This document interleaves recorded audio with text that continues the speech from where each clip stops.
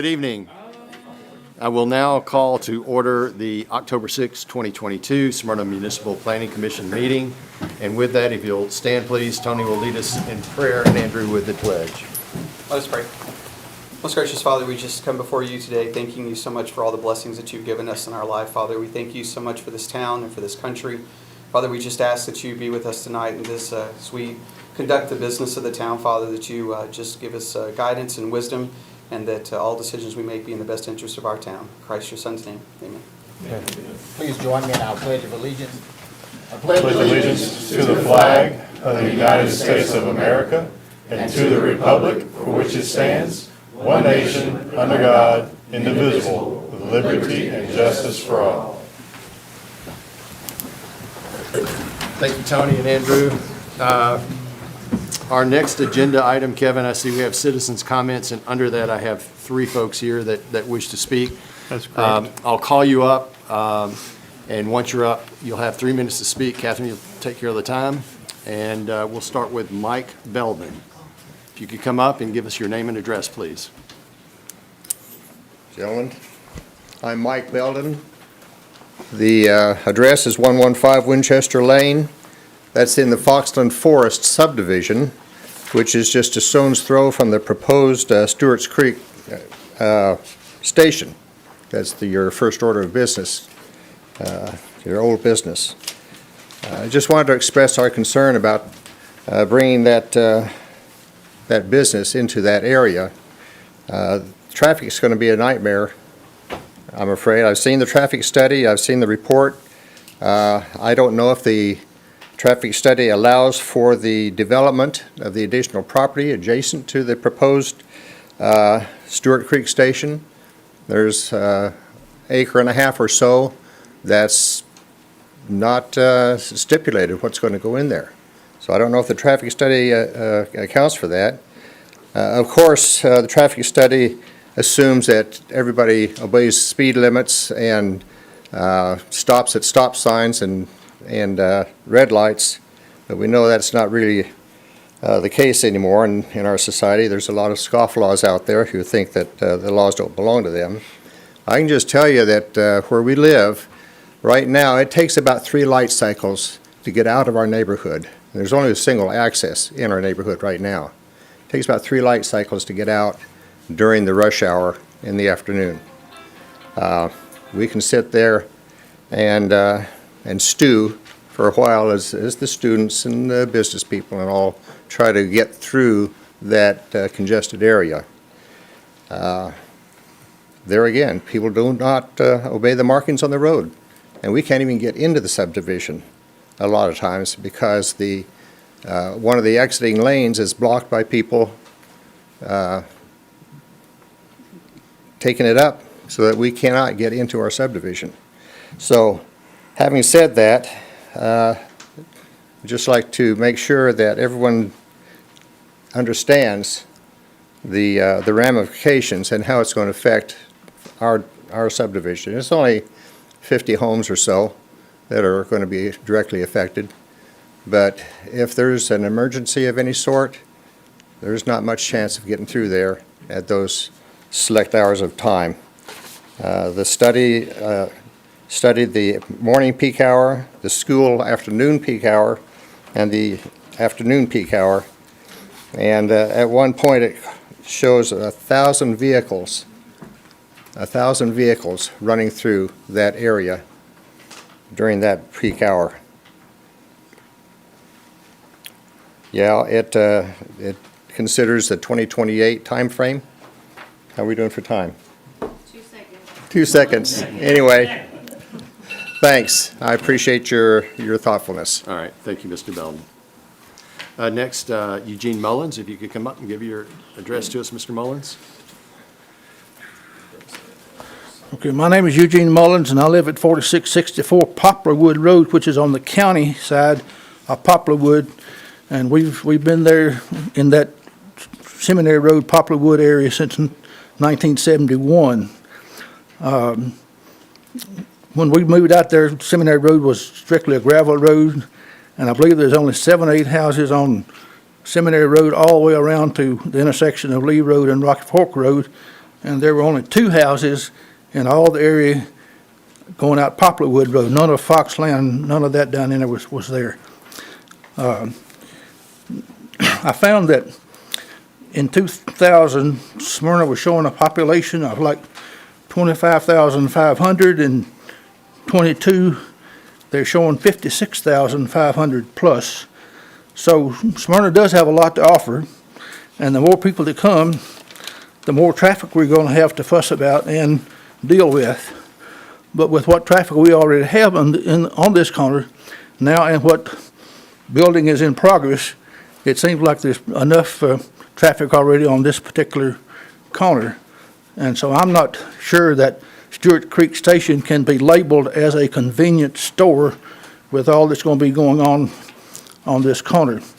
And as he mentioned, they're showing on the plat another lot behind this, which they say nobody has any kind of idea what's going on that, so we don't know what to expect from a traffic standpoint there.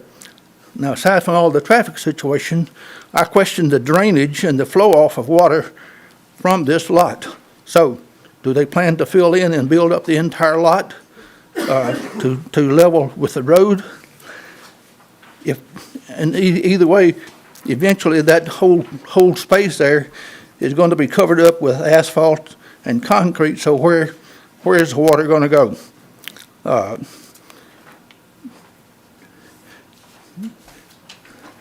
That's going to be about all I'll have time to cover on this point. Well, I am concerned about, because there's already a water problem on a portion of Seminary Road there, right across the road from the house that's there for the steel business. Thank you, Mr. Mullins. Next, we have Jan Safavi, and I may have mispronounced your name if I did. Did I get it? Perfect. Thank you. If you could give us your address, please. My address is 102 Winchester Lane. That's the Foxland Forest subdivision. And first of all, I want to thank you for the opportunity to speak, and also for the service that you do for our community. I mean, Smyrna's growing so fast, and I know it's challenging times. We missed out on the rezoning meetings, and I'm sorry that we did. There would have been more of us here voicing our concerns. It kind of snuck up on us, but that ship has sailed, so we're here now where we are. And our main concern now, as I understand, is the traffic issue and high volume traffic. And namely, that's going to be during the time when the commuter traffic is coming and going to the Stewart's Creek School campus. And that is a unique intersection there. Automobile Road narrows from a big, wide 5-lane business area down to 2 lanes and goes around a blind curve. There's actually a light there to let you know if the traffic light is changed or not, because you can't see it. You're going around a blind curve. And then you make a right-hand turn at the light, and immediately after that, there's another traffic light for Seminary Road. Both of those lights are necessary, but they also bottleneck the traffic. If we didn't have them, people couldn't get out of Seminary Road, so we need it. But at the same time, that's a main route for the school, and it bottlenecks the traffic. Just a little ways down from that, when you turn right on Poplarwood, you have to make a right-hand turn. That means you have to stop again. And Poplarwood snakes around. It actually has another 90-degree turn that has stop signs at it. Every car has to stop. And those signs have been up since before the school even went in. So I think people probably ended up in people's front yards, not realizing that they have to stop and slow down at that curve. So this is this whole situation of our little county roads out there, and all of the school traffic coming in. It never was planned for that kind of traffic flow. And they've accommodated it about as well as they can, but it definitely bottlenecks. And I also would like you to consider the type of drivers that we have in that area. 99% of that traffic is going to be 2 types. One will be parents with kids in the car. They got a lot on their mind. They really don't need any more distractions. They need to pay attention to what they're doing. A convenience store is going to be, very convenient. They can stop in, they can grab some coffee, they can grab something to eat for breakfast, they can get some gas. But getting back into that bottleneck traffic flow is going to be very frustrating. And I'm concerned that we're going to have more accidents out there. The second group of travelers you're going to have are 16-year-old inexperienced drivers, which we're already seeing a lot of. We've got a lot of kids with cars now as soon as they're legally able to drive. and they're not very experienced. And you certainly hope that they get their experience with gentle, near-miss lessons. You don't want anything tragic to happen, but you know when you're 16 years old, you don't think anything can hurt you. So please consider the type of drivers as well. Thank you, Mrs. Vibes. Thank you. Okay. And that will conclude the citizens' comments at this time. And we'll move on to our next agenda item, and that is approval of the minutes of September 1st, 2022 meeting. Counselor, are the meeting notes in order? In order to form, Chairman. Okay. Commission, I'm sure you've had a chance to review, so if there are no questions, I'll entertain a motion. Motion to approve. I have a motion to approve from Tim, and Tony, that's a second? Sure. Okay, and a second from Tony. Any further discussion? All those in favor of approving the minutes of September 1st, 2022, please signify by saying aye. Aye. Opposed? The minutes are approved. Now we're on to old business, and our first item is Stewart Creek Station, northeast corner of Poplarwood Drive and Amable Road. Owner, developer, Graybeard Partners, Hardik Patel. This Kevin. is the. Oh, Mitch, I'm the sorry. Stewart's Creek, so the product that everyone's been discussing about earlier during citizen comments. This is at the corner of Poplarwood, Holmanville, and Seminary Road. You'll have seen this project earlier this year, shortly after school got out or was getting out, and we delayed it until about now for them to have sufficient time to conduct a traffic study with school in session and to get some more accurate readings on what an accurate traffic study would look like when school's in session. So this has been brought back to you at this time because we now have a completed traffic study to look at this time. So site is very similar to last time when you have seen it, and building material still the same with brick and glass glazing looking. So the only thing that's changed, though, is the traffic study. So as a result of the traffic study, they have 5 different recommendations. First one is to provide an eastbound left turn lane on Almaville Road, as well as widen the shoulder on Almaville Road where needed to maintain existing width. C, remove and restripe pavement markings on Almaville Road from Poplarwood Road to the east approximately 750 feet. D, to install a right turn overlap signal head for westbound Almaville Road. And the last one is to install a right turn overlap signal head for the southbound Poplarwood Road. And these are all traffic study recommendations that have came as a result of this proposed development to comment. Any future development would have another traffic study at that time is to be required. So at this time, this is just to accommodate for the existing development for Stewart's Creek Station. The standard comments, 1 through 5, all to remain. We have a couple staff comments as well. Comment 1 is regarding the entrance off of Almaville Road. At this time, it's currently a gravel drive, and location has not been permitted by TDOT. If the full entrance is requested, a left turn lane on Almaville Road to be required. If this left turn lane is not built, only a right in, right out would be allowed, and TDOT approval would be required for the entrance to meet all of TDOT design standards. Any improvements recommended by a traffic study must be completed by a developer. And then just going back through again, submit those requirements as part of the traffic study. A left turn lane is shown on Almaville Road onto the project site. Begin the right turn lane from Almaville Road onto Poplarwood Road after the project site entrance in order not to confuse drivers with project site entrance. The site distance has been checked for the project site exit onto Almaville Road. Bring single equipment up to current Town of Smyrna standards. Install connection to Smyrna Traffic Operations Center for remote phasing. Replace signal heads as needed for new turning movements. Conduct timing study to input different timing plans for peak hour traffic.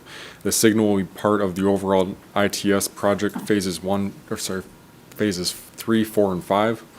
And make Poplarwood Road at Foxland Drive intersection an all-way stop. The remaining comments are all CUD. It is part of this. It does lie within the CUD's service district, so the rest of those comments will remain.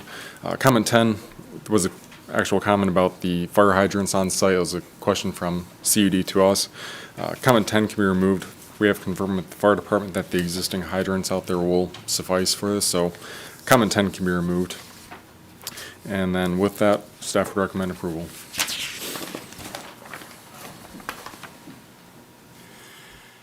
Okay, we had some issues that were raised, and I want to make sure that we work through these to see where we're at and see if this makes sense to go ahead and go forward with approval. You know, I will preface that this was originally an industrial lot, and as such, with industrial uses, we could have seen the larger box trucks, tractor trailers.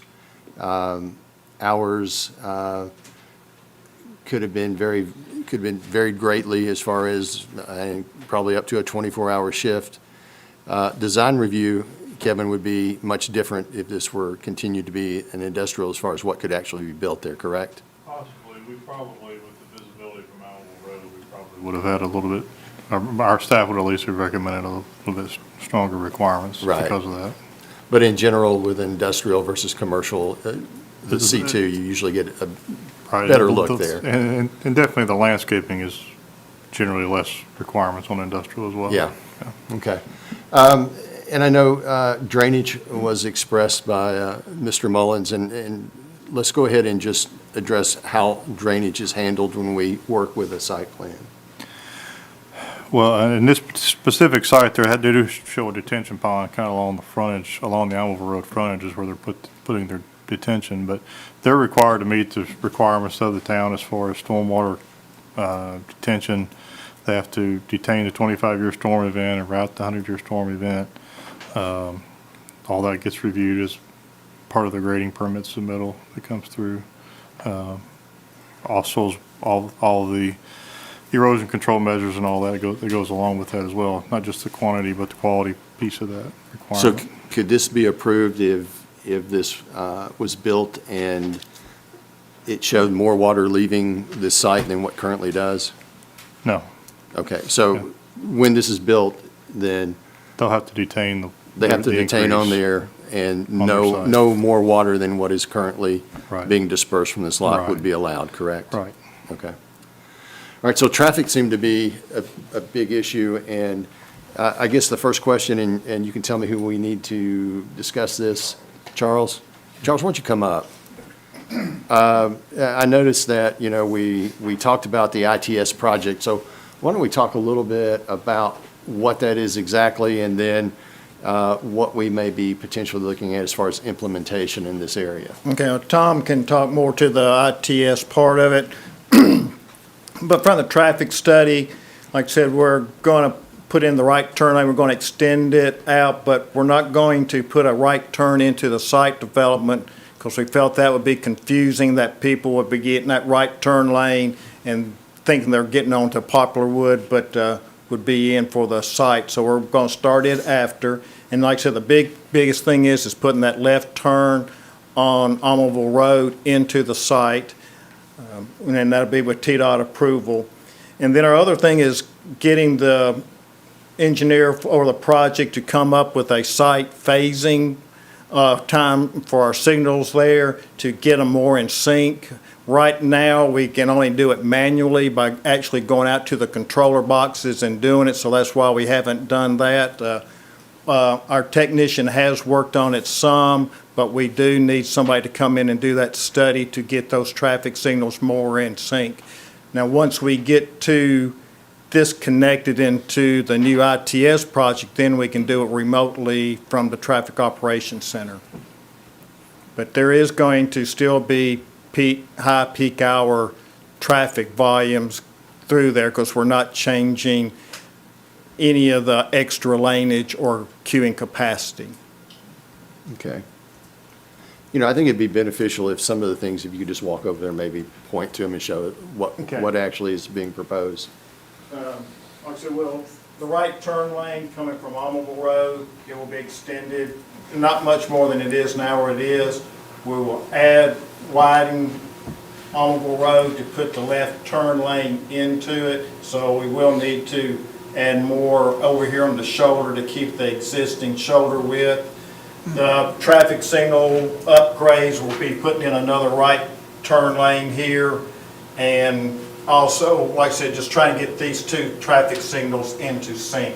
That would be the biggest part of it. Then up at Poplarwood, we'll make that an always stop. That way the people coming out of Foxland will get a break in there, because right now what's happening is the Poplarwood traffic at peak time from the school, they're bumper to bumper and they never get an opening, a gap to get in. So that will also give them a gap if you're coming off Poplarwood, making a left onto Foxland. You will get a gap there that you will hold people out that intersection to give them a gap.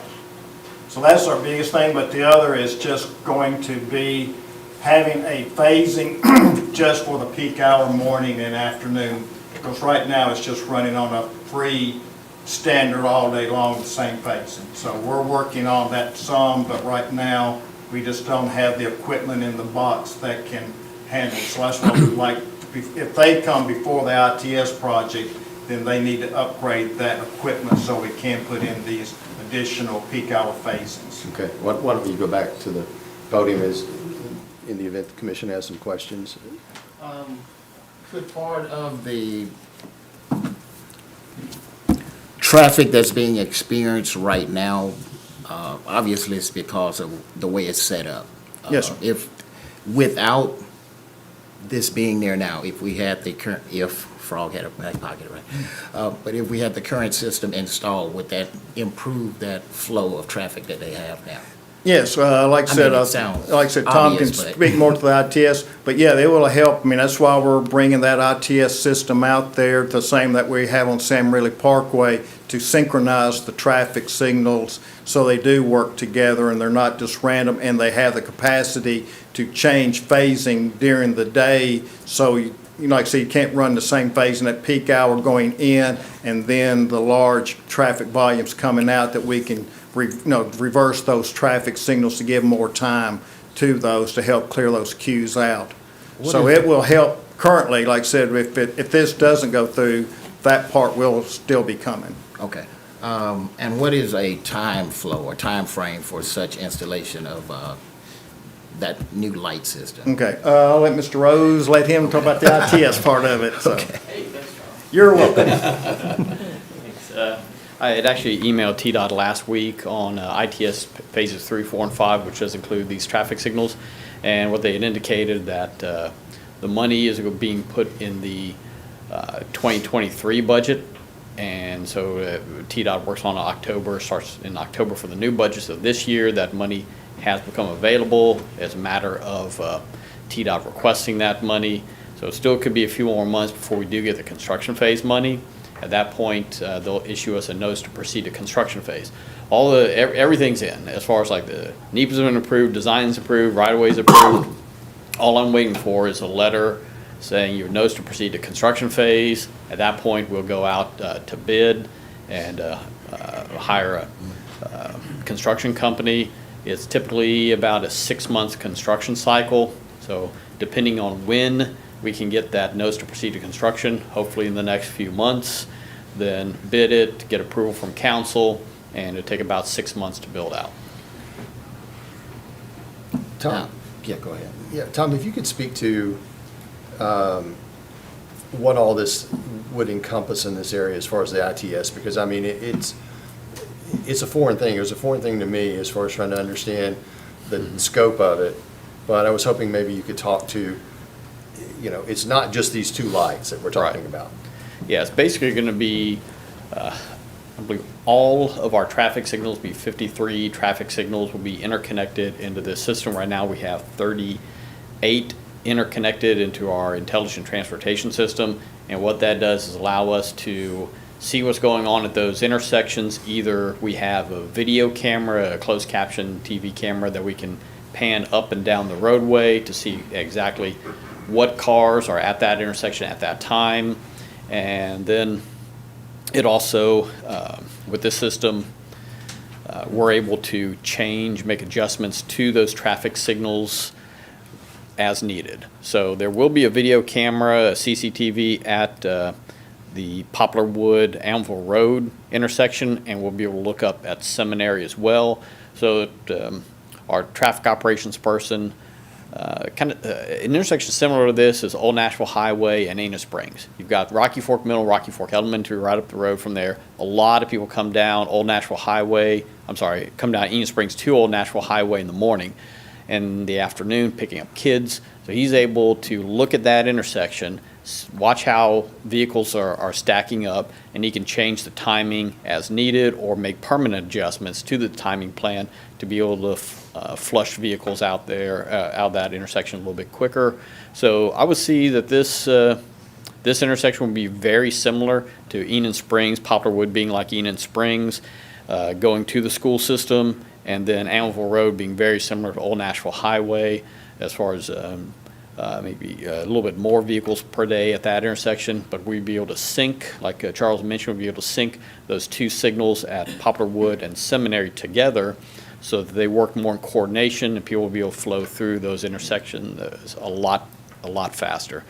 We had a lot of success with our ITS system because just visually being able to see it through the CCTV system and then immediately making changes to signal timings on an as-needed basis has really improved traffic flow. Thank you for doing that. I was going to ask for an example of something operating already, and you followed that up very well. I Thanks. appreciate it. So you mentioned quite a process that's still left, and all of it depending on TDOT funding. Yes. So that's going to happen whether this project comes in or not, once the Right. funding is done, right? So some of those traffic problems that they're experiencing. But if this project is approved, is the project paying for that to do it sooner, or are we still on the same timeline of waiting on TDOT approval? I guess it's, if I understand your question correctly, it'd be one of those things of who gets there first. If this gets approved and the contractor gets in there first to build the store out and do the improvements at the intersection, at the signals, then those improvements will be on them.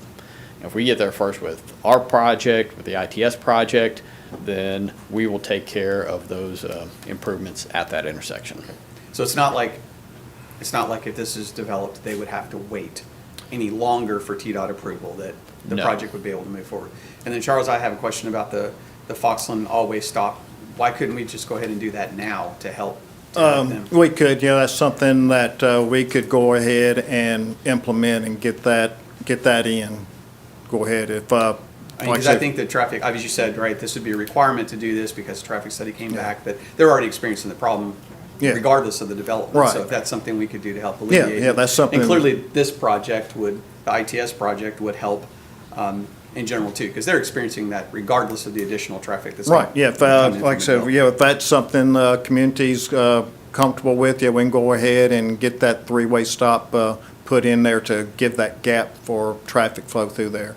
But the one thing about it, like I said, if they get there first, they will provide a timing sequence from the study, and they will set that in, but it will not be connected to our ITS. That's one thing, they will not have that ability to put that connection in, so we won't be able to change the timing on the fly like we do on the other, that we can change those by watching live traffic. We can make changes instantly on those. This, we can make adjustments, but it won't be on the fly until ITS gets there.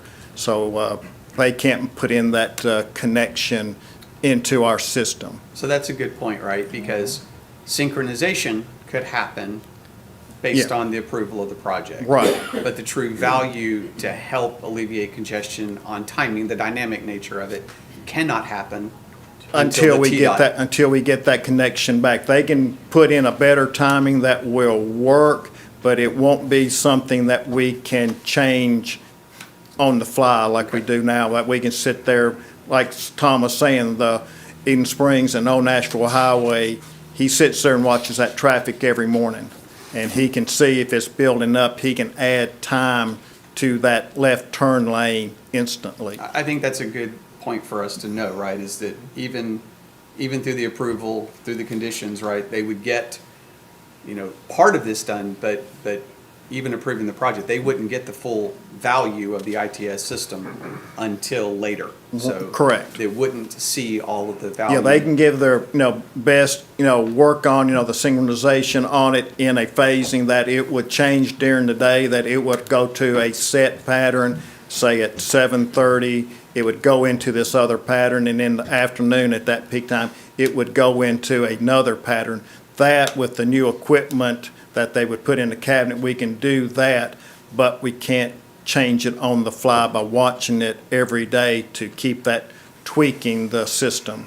So that would be the only thing that they would provide. But like I said, it's who gets there first. It does sound like an improvement, if what I'm hearing is. Yes. Because there's no synchronization Correct. whatsoever, whether it's a manual or through the ITS system, and that's lacking right now. Yes, that's why we, like I said, haven't done, our technician, he has gone out there and done some work on it, but he just can't get there and run him from cabinet to cabinet to get that synced up without somebody with, that traffic experience to put in that phasing plan. Now, if they can come up with a new phasing plan, that'd be a great help, but it will just be for those set hours. It won't be something that we can constantly keep tweaking and improving. Right. Okay. Any other questions for Charles? I've got one. Excuse me, guys, my voice is a little raspy tonight, so I'll try. Pertaining to the traffic study itself.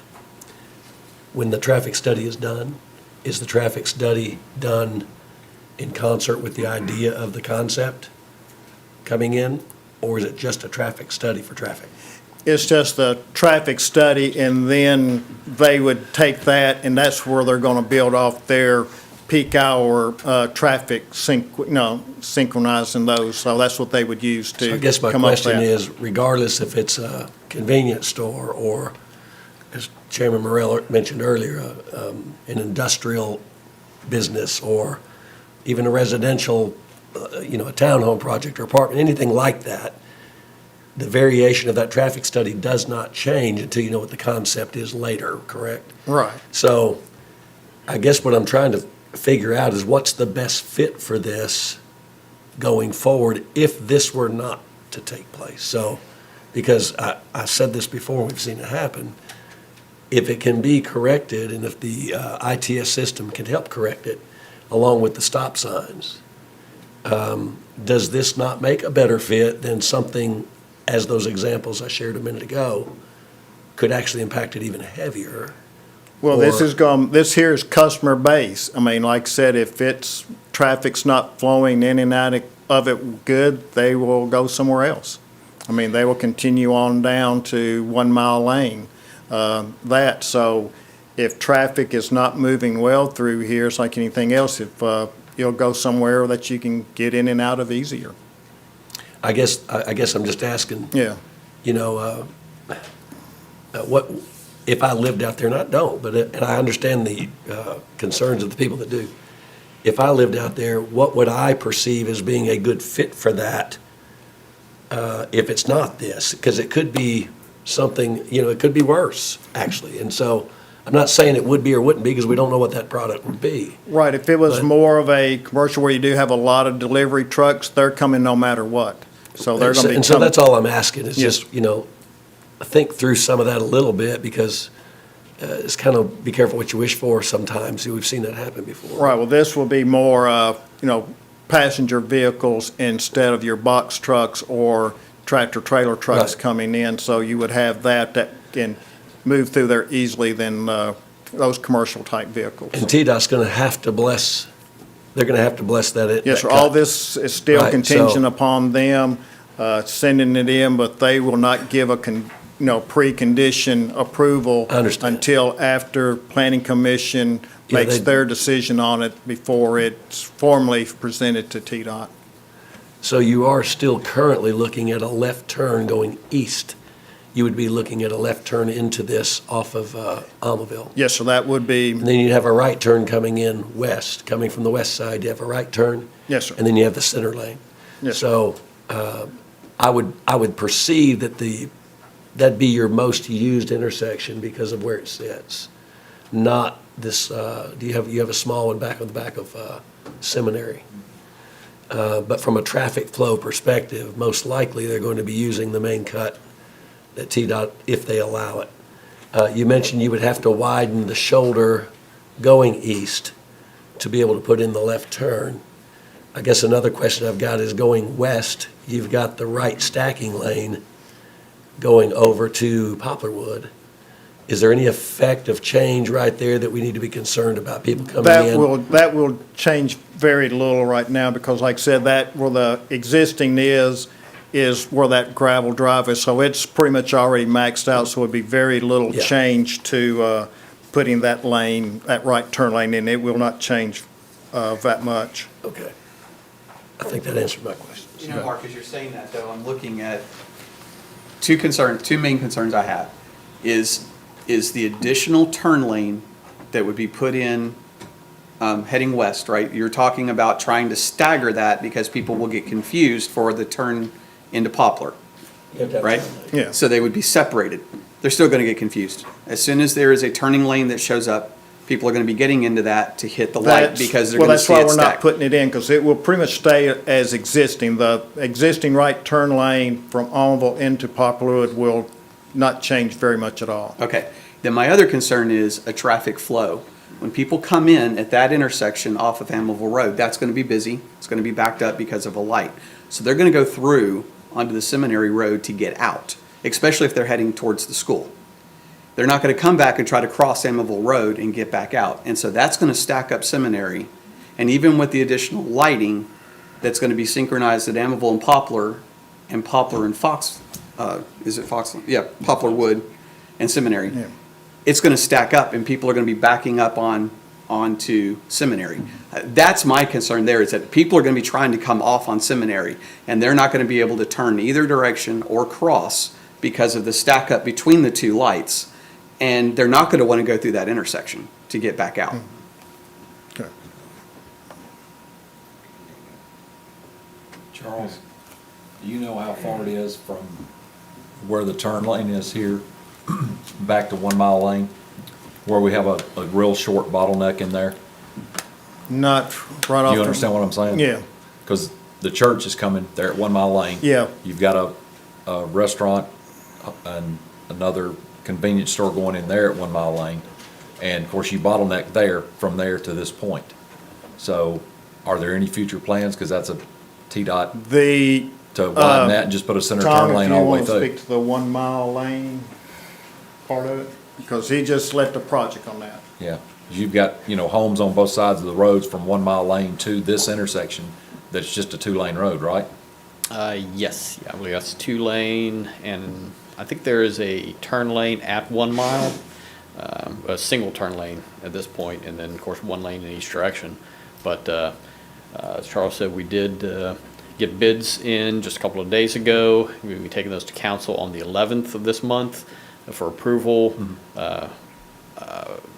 Select a contractor, then once that gets approved, we'll meet with them, and they have, I think, 90 days to construct that intersection, but we have mast arms and everything already in place, so then we're putting those up.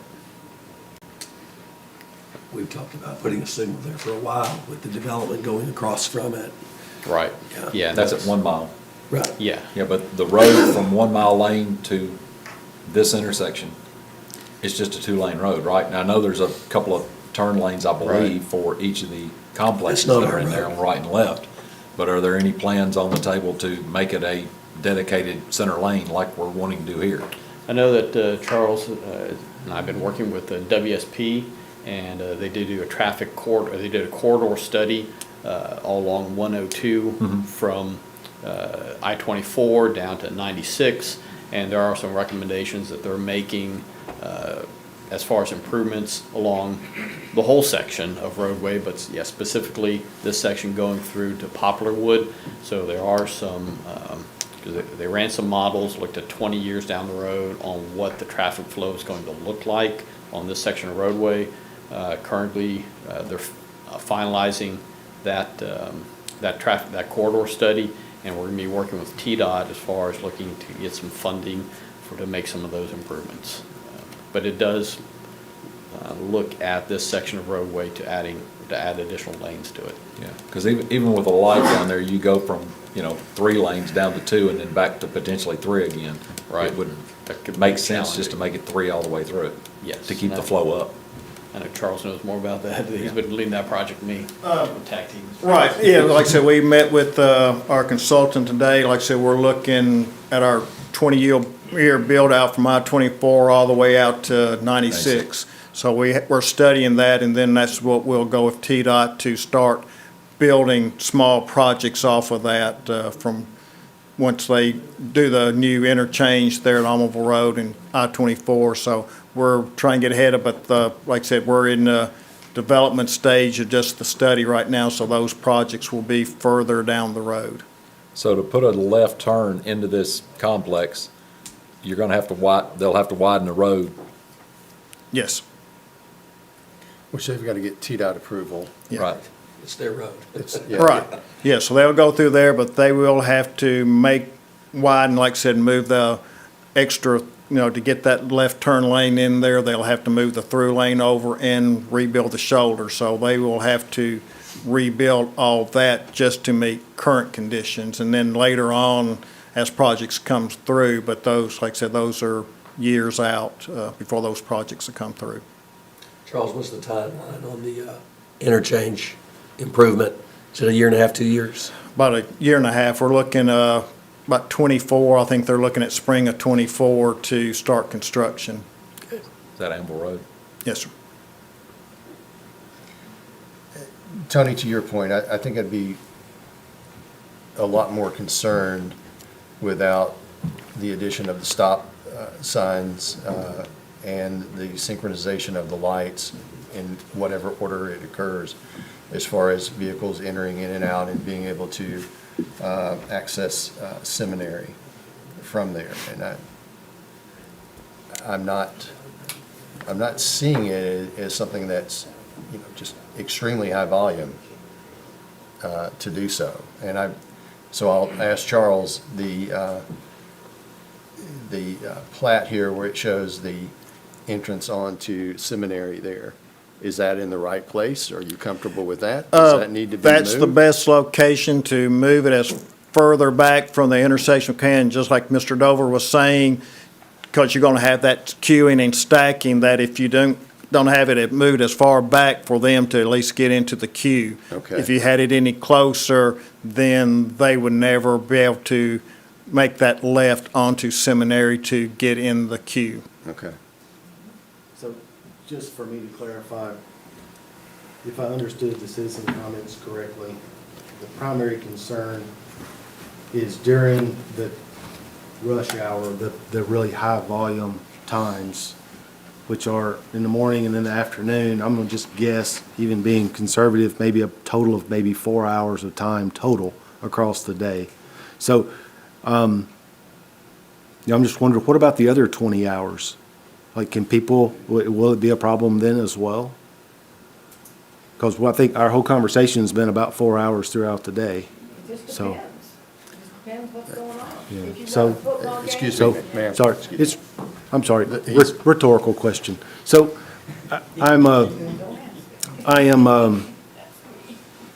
thinking with all the traffic improvements that are coming, and plus, back to your point, if it's that busy during the peak hours, that probably some folks aren't gonna choose to turn in. They probably don't wanna fight the traffic to get in and out. So, I'm thinking it may not be as bad as we're anticipating. It's just like currently now, you're gonna have those peak hours, and they're gonna be there every school day. You won't have it during the summer, but, you're gonna know that, just like, lady said, like I said, you're gonna have that football game, that's gonna be your one that's gonna throw off, and, yeah, it may not be picked up by the signal. Some of this will be automated, that it can self-adjust. Once we get some of that in, that it will be able to pick up that traffic, and if nobody's actually physically watching it at that time, the signals will auto-adjust, because they'll be picking up that traffic is still sitting there, so it will change into another pattern. But that's something that takes time to program all those different patterns in there for the traffic signal to pick from. But like I said, it's going to be during peak hour times, it's still going to be peak hour. Okay, understand, thank you. I think we have to look at too, the empty lot, what's gonna go on in. Agree. If you get another high volume business in there, where you got a lot of traffic, then you've kind of doubled the, Right, because that's still an unknown Right. that we don't know, so that hasn't been factored in. Would that require an additional traffic study at that point? It could, depending on what type of project comes in there. If it's something that's not a high-volume destination point, it may not have any effect, but if it's something else that has a large, quick turnover type service, where you have a lot of traffic in and out, then, yeah, it could, make changes. Kevin, the zoning on that, is it C2? And so it'd be professional office, you couldn't have, You could have anything from a service station like this to a restaurant to a doctor's office to an attorney's office or real estate office. You could have, a service business of some kind, like a hair salon or a whatever, a retail. I mean, it's pretty wide open from the standpoint of retail or office type uses.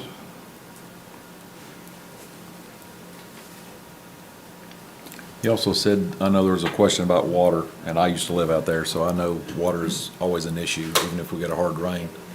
You said there was a detention on this? Yeah, their detention pond there that's designed on the side is kind of on the front side. You kind of have that area in front of the parking lot there. Is it the underground storage, or? It's a pond. I mean, it's sheet, Towards, the one towards Amble Road? yes, Okay.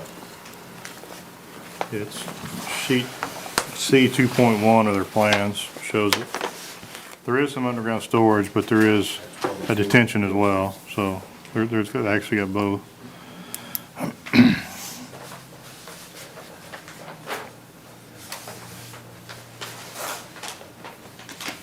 Actually, I guess, I'm sorry, those underground tanks, that may be their gasoline tanks area there. Yeah, the detention is that pond there. And I understand if this does go through, they'll have delivery trucks, they'll have fuel tankers coming in with fuel, so you're gonna have a little bit of traffic, but not like if it was gonna be industrial. I think that kind of goes back to my question. Yeah. What does fit there if it's not this, and would everybody be acceptable to it or not happy about it or whatever, but something eventually is going to probably wind up on that corner because of where it is. The people that live in there behind there, I will tell them this, they've bought and lived in a home that is highly attractive now because of the schools. So the schools are a little bit painful, but you have to deal with all the school traffic, but that's a very desirable school. A lot of people are moving out to that part of the county or looking for something in that part of the county because they want to be in that school district. So that's the pain of living near such a great place. City limits, Kevin, town, when you go out the back on Seminary, city limits, is that on the road to the right, back towards those cottages or You homes? have, on the left-hand side, Is it county? it's just, well, there's the one, the old school Corner building parcel? there is in the town. Beyond that, on the left-hand side of Seminary, there's not anything in the town. On the right-hand side, you have the existing building where the recycling center used to Right. be, and then I believe there's a house just north of that that is within the town. And that's it? And that's it, That's where the city limits on the stops. right-hand side, yeah. So if you go down Poplarwood and turn right on Poplarwood and go to the three-way stop that they're talking about, or two-way stop that The nobody left-hand stops side's at. in the town, the right-hand side is Okay, not. so it just splits it. Yeah, It's just- the road okay. is in the town. Right. And to the west and south of Poplarwood.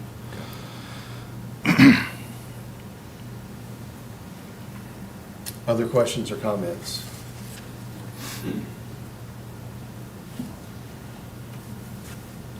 We talked about the installing the stop signs. Is that something that would need to be part of a motion, or is that something that, Tom, we can talk to Brian and go ahead and make that happen regardless? Okay, and also within staff's recommendation, I want to make sure that we're clear that includes either the developer installing a synchronization system in at this point unless the ITS is up and available at that point. Is that correct?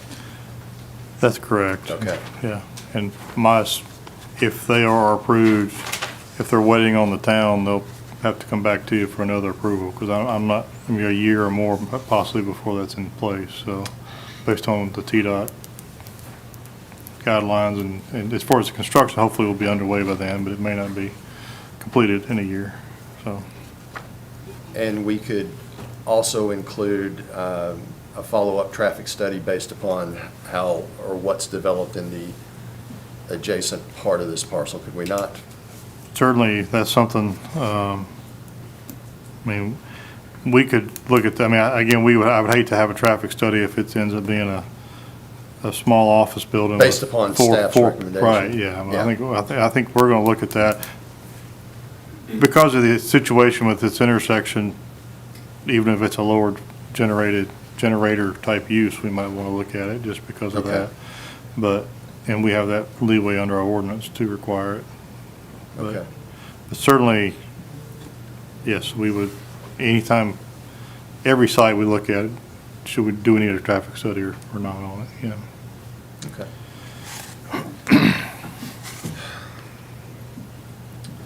Okay, anything else? Do I have a motion?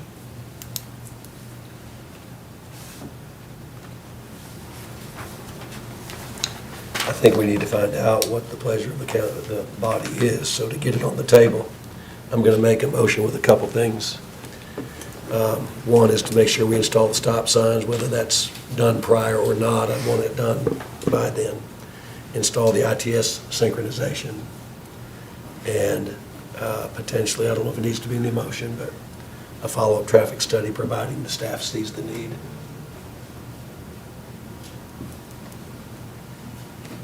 Kevin, Counselor, we good with that? Do I have a second? Second. I have a motion and a second. Any further discussions? All in favor of approval signify by saying aye. Aye. Opposed? Aye. So, 4-2. Okay, this motion is approved.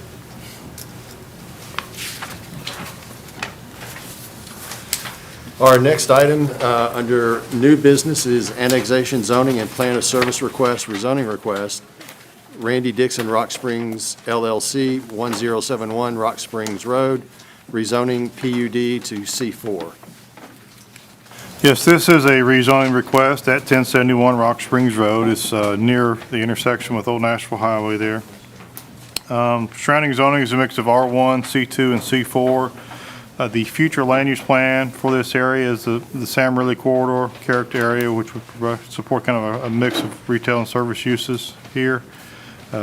Major thoroughfare plan does designate Rock Springs Road as a collector, which an adequate right-of-way does exist there for this street, that street.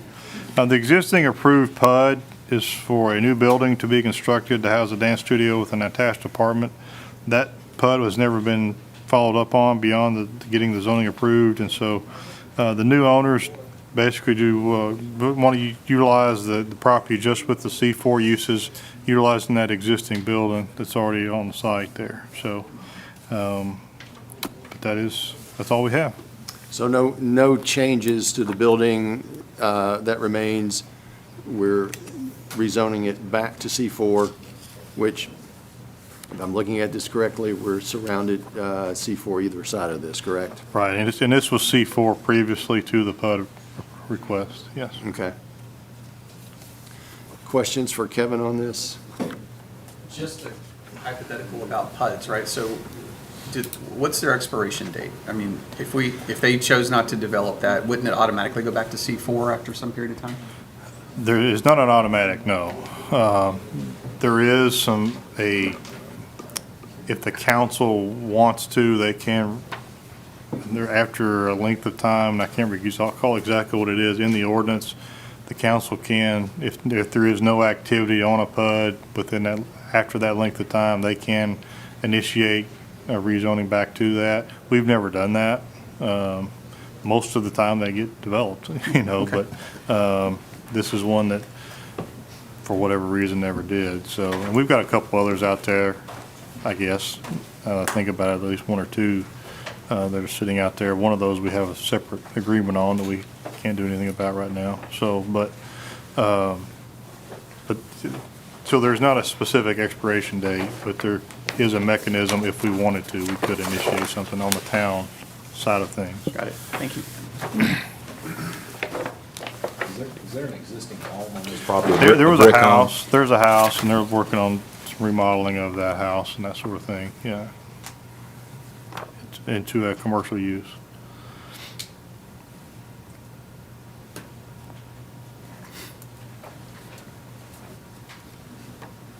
So if they remodeled the house and put C4 back in there, it could be a professional business, And that's what's the proposal, is Yeah. an office, yeah. which would fit with everything else over there. Wasn't the dance studio, did that not include living residents Yeah, on there? there And that's was- why it was rezoned to Exactly, PUD? yeah, that's why they had to go to the rezoning, because Okay. they wanted to add an addition, like a residence onto as part of the building. Okay. They're gonna tear down the house, build a new building with an apartment and a dance studio. Okay. Anything else from the planning commission? Do I have a motion? Motion to approve. I have a motion to approve. Do I have a second? Second. I have a motion and a second to approve. Further discussion? All those in favor signify by saying aye. Aye. Opposed? This motion is approved. Our next item is Michael A. Hollingshead, Hollingshead Land LLC, north of intersection of West Jefferson Pike and Hickory Grove Road, annexation and C2 zoning request. Yeah, this is a annexation request for a parcel of land. It's just over 4 acres in size. Surrounding zoning is a mix of PUD, which is the cornerstone of Smyrna PUD in town, and RM and CS in Rutherford County. This area has a land use plan, is the 840 Gateway area, which is kind of a mix of industrial and commercial type uses, as well as potentially high density residential in the right locations. Major thoroughfare plan does designate West Jefferson Pike as a principal arterial. Of course, that is adequate right-of-way does exist there, and of course, as everyone knows, is under construction right now. The town would be providing all services here. The only thing that's a delay at all is the sewer, which is under construction as a part of the road project. So we would not be providing sewer until that's there and it is completed. But everything else, of course, would be provided by the town. That's all that I've got. Kevin, you want to speak to the proposed usage here? Well, of course, the zoning is C2. About approximately half of the property is proposed to be gifted to the town for use as a fire station. Current building, it was an old gas station that's on the front of that. Is that county or city? That still would be county. Yeah, So that just is that not- little- That's a different ownership and has Right. not been requested to be Right. annexed.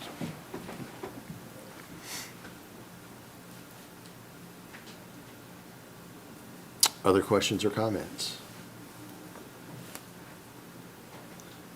Do I have a motion?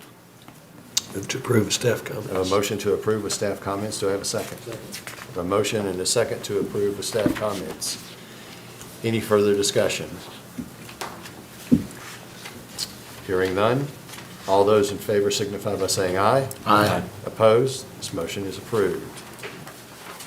Our next item is Camden Venture Partners LLC, 704 Swan Drive, rezoning I-2 to PUD.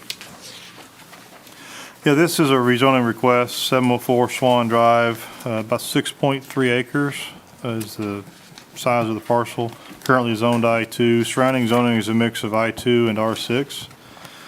This is part of our airport innovation character area, which kind of supports a lot of industrial and aviation type uses. Research development is kind of the long-term plan and goal. There are no streets affected by the thoroughfare plan with this project. This proposed PUD is to utilize a portion of the existing building for vehicle sales. The proposed operation is not a typical car lot, as most sales would originate online. Vehicles would be stored inside the building. There will not be any new construction on the site. So basically, the PUD would add this as an allowed use. Also could still have the uses as allowed in I-2 as it is currently zoned. Same building setbacks and everything like that.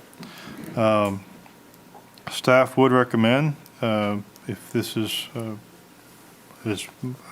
recommended for approval to the council, that there be a condition placed. The cars are required to be stored inside and that the use is limited as proposed with no repair work done on site. That's something that they are proposing to limit it themselves, and I just recommend that as a part of the PUDs. If they ever move out and it's a different user moves in, that would still be in place for the next person down the line, so. This is similar. There is an existing business in town that came through a couple years ago. And it's a similar type situation, really. Other than they did a little bit more work on that building than what they're going to do here, as far as they did some remodeling and added some parking and things like that, and they're not really going to have to do any of that.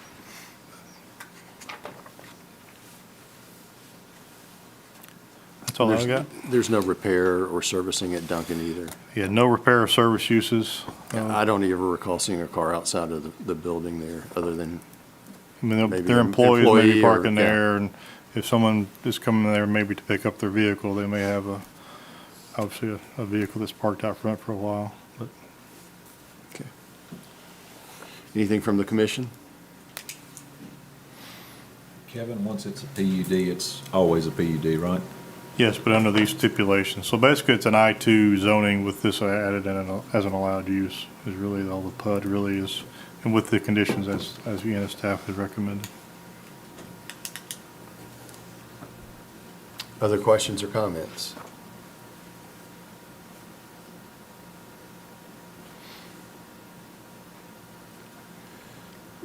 Do I have a motion?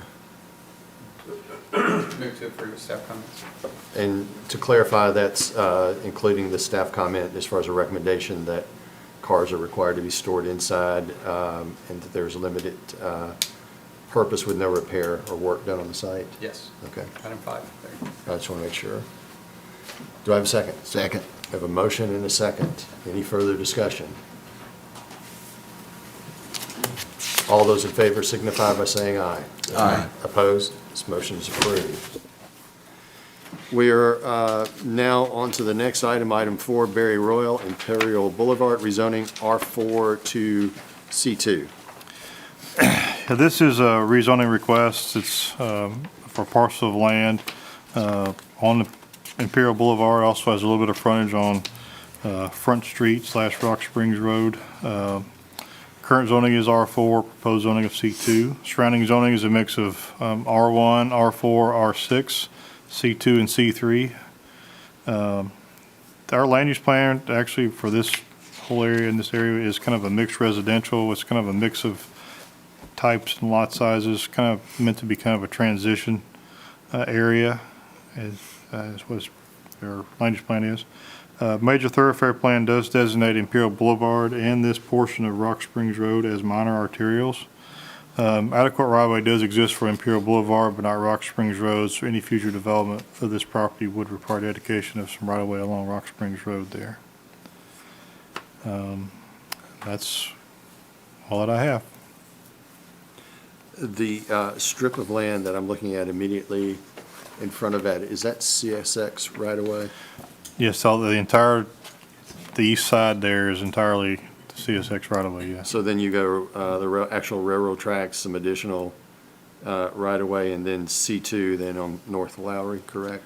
Actually, that side of Lowry Street is C3. C3, okay. Yeah, the narrow strip of land between the railroad track and the road. I'm assuming the track on Lowry's narrower than this track being proposed. It is. This is about 200 feet or so deep. So there's more parking space Yeah, availability there there. would be more room here, certainly. Yeah, because those on the other side are It's tight. usually about 50 feet or so, is about as deep as they are. Some places even more narrow than that. This is about 200 feet. Would that allow for any buffering between the R6 then and this? Certainly, yeah, there would be enough room there. A 200-foot deep area is deep enough to have a building with parking in the front and setbacks and landscape and all that, yeah. That wouldn't be a problem. And staff is recommending approval. Yes. Other questions?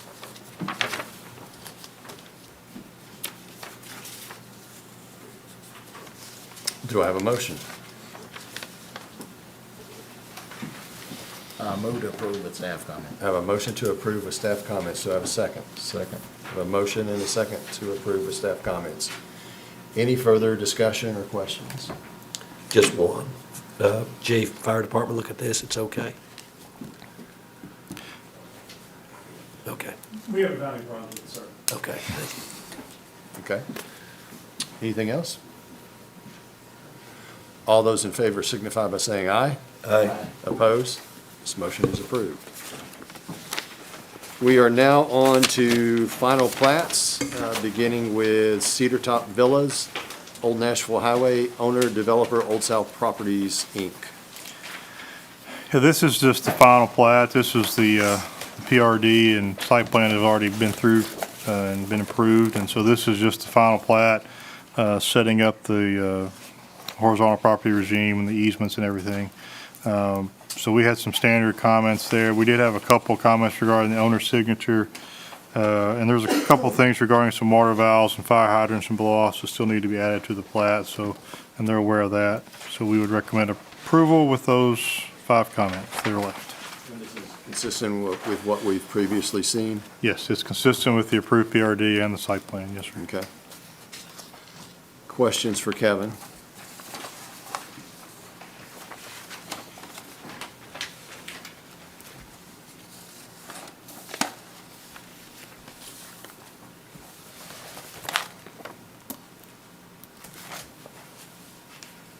Are we good? I'll entertain a motion then. Motion to approve.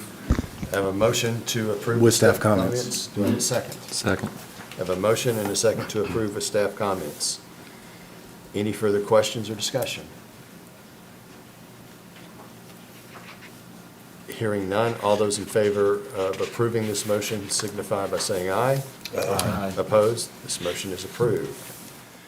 We are now on to site plans, beginning with item 1, Cedar Grove Village, 349 Cheney Road, owner, the developer, DM Homes LLC. Mitch, I see you standing up this time. It's time. So I'm assuming you have this. Yep. The Cedar Grove Village, this is a plan that y'all have recently reviewed here at planning level. It did get approved by council for the rezoning of portion of this property back last month in September. The approved PRD is for 67 townhomes. However, when the plan was brought to us at site plan level, it has been reduced down to 61 townhomes. So a reduction about 6 units. The end units, as discussed during the planning level for the rezoning of this, the end units do have 2-car garages, with the interior units having a single-car garage. This existing site is one parcel with the church as well, and the property will have to be subdivided prior to issuance of a building permit. Vehicular use area for this site is about 1.08 acres, and that would require 4,731 square feet of landscaping. That is, they're shown for 5,105 square feet, meeting our requirements. Total parking is 122 spaces required. They are showing for 244 driveway spaces with 28 guest spaces. Handicap parking is not required as part of this development, however, they are showing for 1. Landscape plan shows a type C landscape buffer along the proposed property line bordering the existing church and along the northern property line abutting Laverne High School. Additional shrubbery is shown behind and in front of each of the units. Architectural elevations, we have received elevations. They do match the approved PRD, which shows the side elevations to be clad entirely in brick for the elevations facing drive aisles. Side elevations between the buildings would have fiber cement board siding. Front elevations are a mix of masonry product with brick, stone, and cement board siding. Rear elevations are to have fiber cement board. Standard comments 1 through 5, all to remain. couple staff comments to go over. Staff comment 1 was regarding the water sewer construction plans. We asked them to submit those for the utilities department to review. Comment 2, there's a retaining wall shown, and we asked them to provide details on that retaining wall. Comment 3 is regarding the architectural elevations. They have done that, can be removed. Comment 4 is regarding the auto turn moved throughout the site. The auto turn, we need to have a dimension shown for the Town of Smyrna ladder truck, and they showed a smaller vehicle with the auto turn, so we asked them to resubmit a corrected auto turn with the correct ladder truck. Comment 5 was regarding the vehicular use area, and that has been addressed. Comment 6, there was a concern about the easements going through the property being public or private, and they have addressed that comment. Comment 7 was regarding the landscape, and they have done that as well. Comment 6 was regarding the sewer profile, and there were some issues reading the plans they had shown, and they have addressed that comment, so that can be removed.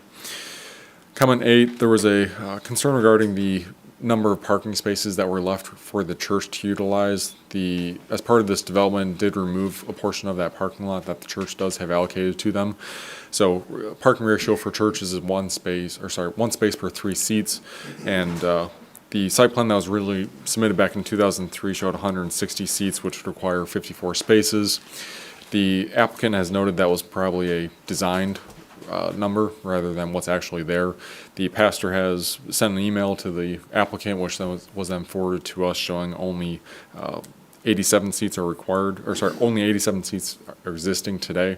So adequate parking is shown to meet that ratio per the zoning ordinance. So all in that, comment 9 can be removed. So we're left with comment 1, 2, and 4 all to remain, and the rest are removed, and we would recommend approval with those remaining comments.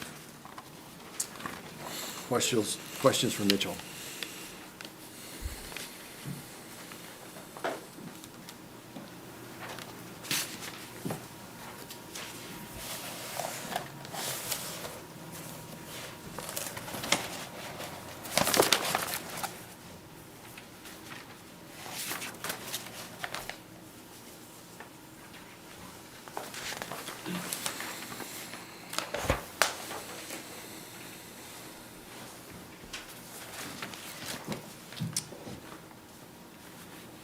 Do I then have a motion? Move to approve staff I comments. have a motion to approve with staff comments. Do I have a second? Second. I have a motion and a second to approve with staff comments. Any further questions or discussion? All those in favor signify by saying aye. Aye. Opposed? Site plan is approved. Our next item is Cedarstone Park Tennis and Pickleball Court Addition, 3639 Morton Lane, owner developer, Town of Smyrna. Yeah, the town has applied for a Tennessee Department of Conservation Recreation grant through Local Parks and Recreation Fund. A requirement as part of this grant is that the proposed improvements be recorded and reviewed and approved by the Planning Commission.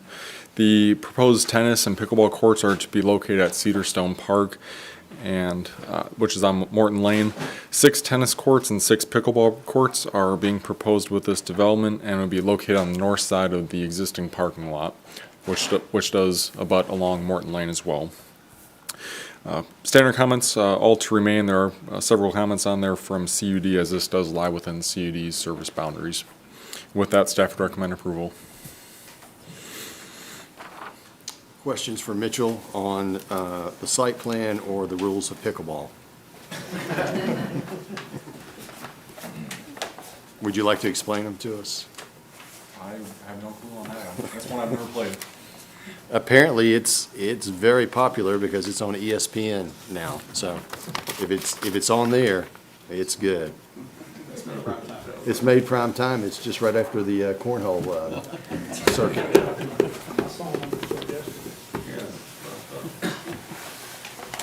I'm not hearing any questions or comments other than mine that were weak at best. So do I have a motion? Move for approval. Staff I comment. have a motion to approve with staff comments from Tony. Do I have a second? Second. I have a motion and a second. All those in favor signify by saying aye. Aye. Opposed? This motion is approved. Our next item is Harts Branch, Rock Springs Road, owner, developer, Regent Development LLC. This is another project that you have reviewed last year, actually. It's for 167 townhomes on 22.18 acres. Project is planned to be completed in 3 phases. Phase 1 would have 58 units, Phase 2 42 units, and Phase 3 with 67 units. The proposed site plan is for the entire development. The townhomes would range in size from 1,400 to 2,200 square feet in size, and this site plan was previously approved back in April of 2021. Site plans have a 1-year expiration on them, and it had expired since when they started getting permits recently, so that's the reason they're back here to seek approval again on it. Everything about the plan is exactly consistent with what was approved previously. Everything matches up with the approved PRD plans. So with that, we had 2 standard comments, and which will remain, and we had 3 staff comments. Comment 1, we asked them to label the road names on the plans with the approved E911 list. They have labeled the plans with the road names on the plans. However, a couple of the street names have the same street name, but different suffixes on them, which seemed to be a little bit confusing as far as probably emergency response is concerned, and the post office. So we asked them to change up those street names to have completely different names rather than just different suffixes. And comment 2 is regarding public easements will need to be dedicated via an approved final plat at some point in the future. With the offsite sewer easement will have to be dedicated via mandatory referral. And then a letter of map revision will be required from FEMA for the floodplain alterations for this site. And with that, staff would recommend approval. So we're basically seeing this because we had an expired. Correct. Site plan. Okay. Anything for Mitchell or staff on this?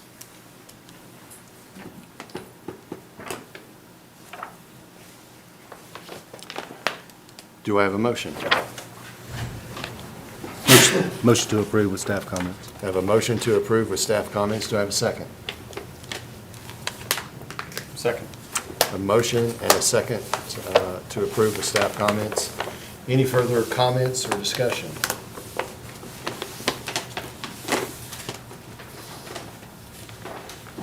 Hearing none, all those in favor signify by saying aye.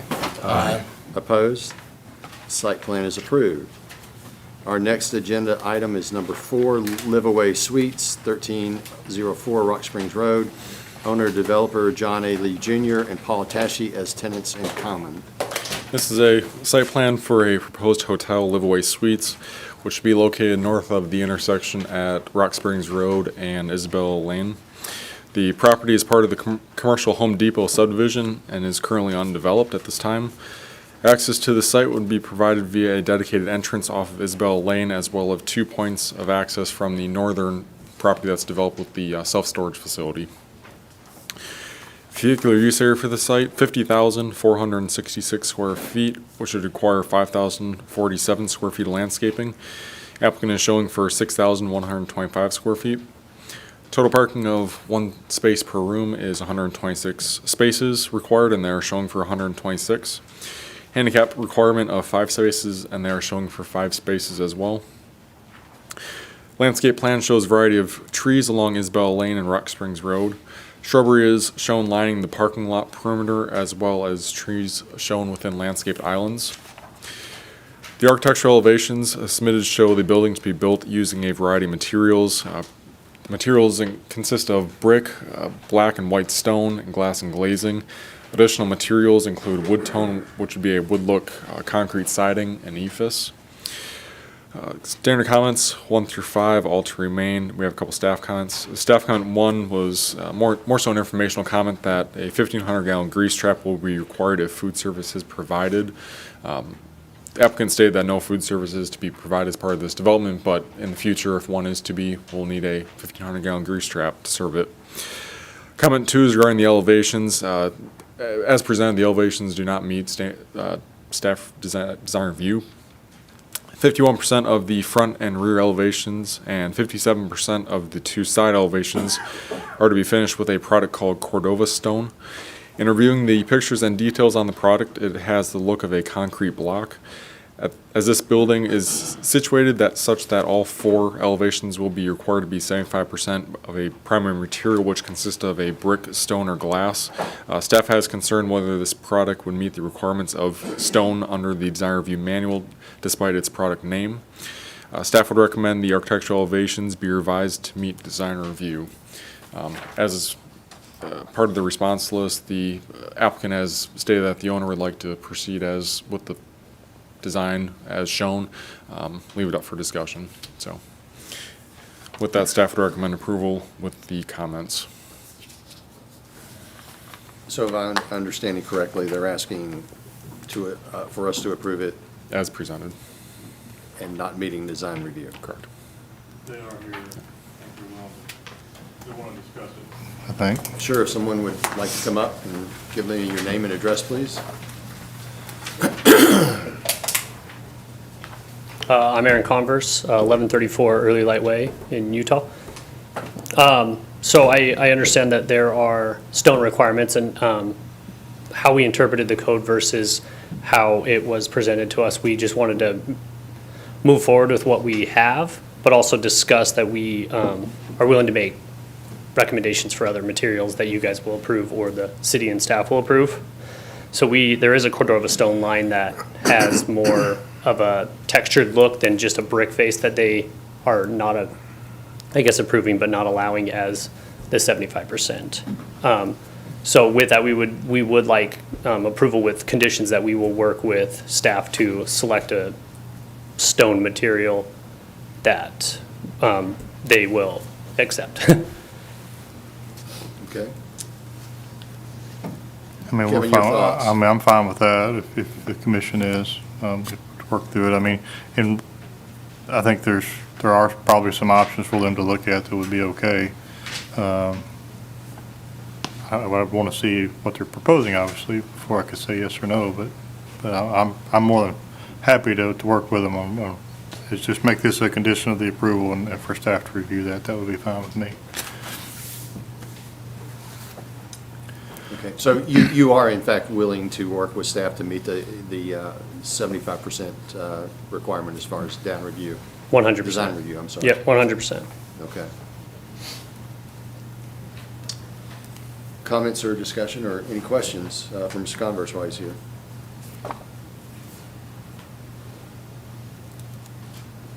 Just thank you for working with us. Yeah, thank you.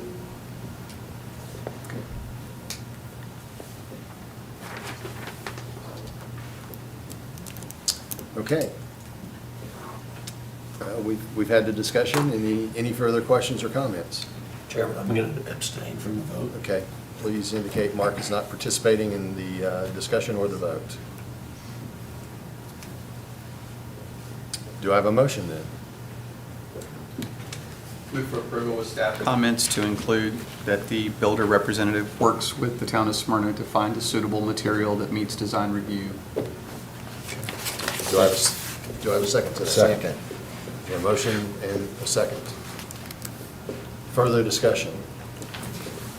All those in favor signify by saying aye. Aye. Opposed? This motion's approved.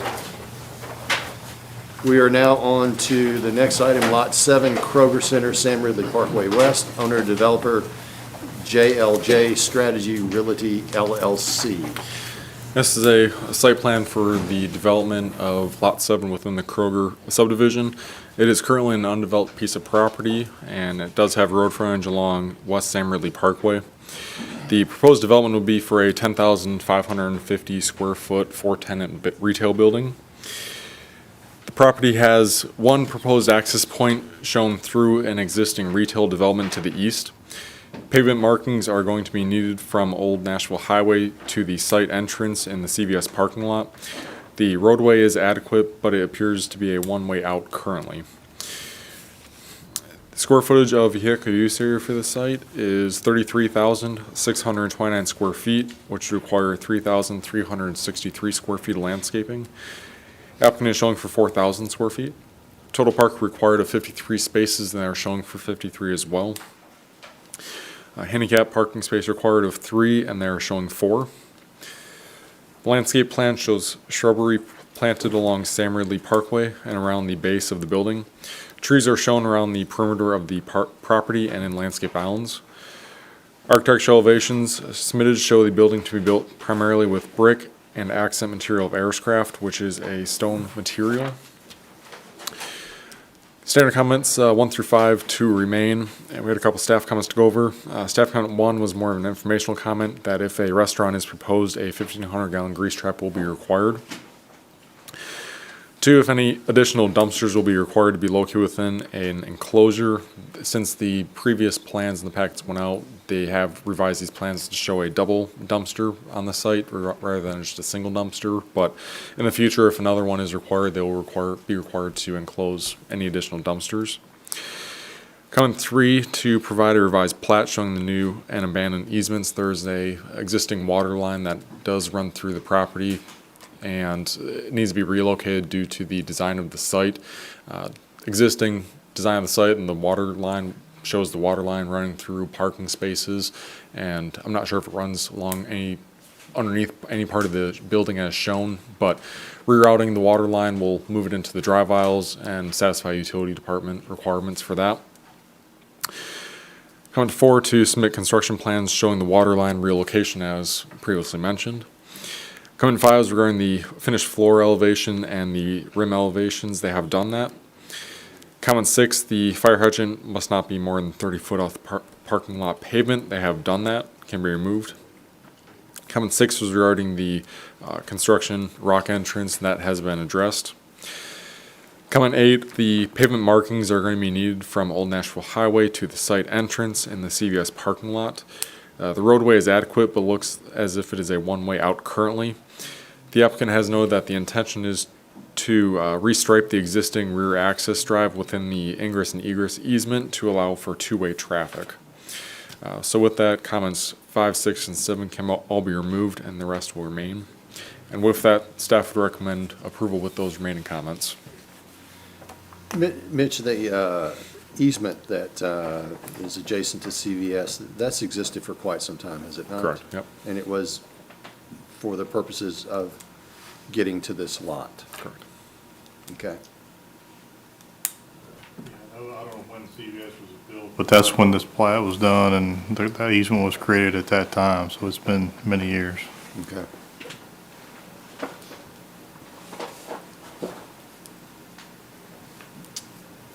Questions for Mitchell or staff? There's only one way in and one way out here, correct? Yes. Do we have any requirements, Kevin, for, they're only showing one dumpster on site, but they're showing 4 pretty good sized buildings? Probably Well- 10,000 square feet apiece? Yeah, and they have, as Mitch said, they have added, there is 2 dumpsters shown now, though, and they may have to add in the future, and that was just my comment. Number 2 was on there. If they do add any more, they'll just have to build another enclosure somehow and situate it on site that it can be serviced. But our requirements, there's no requirement on We don't have a specific like one per requirement. tenant or anything like that? We don't have Okay. anything like that, no. 'Cause depending on the user, you know, some users don't generate a lot of trash and some do. So it's just, you know, it really depends on what the building tenants end up being.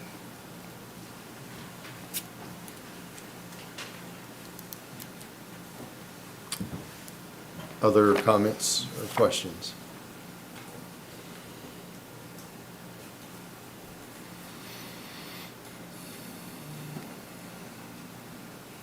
Is it gonna present any traffic issues getting out of there?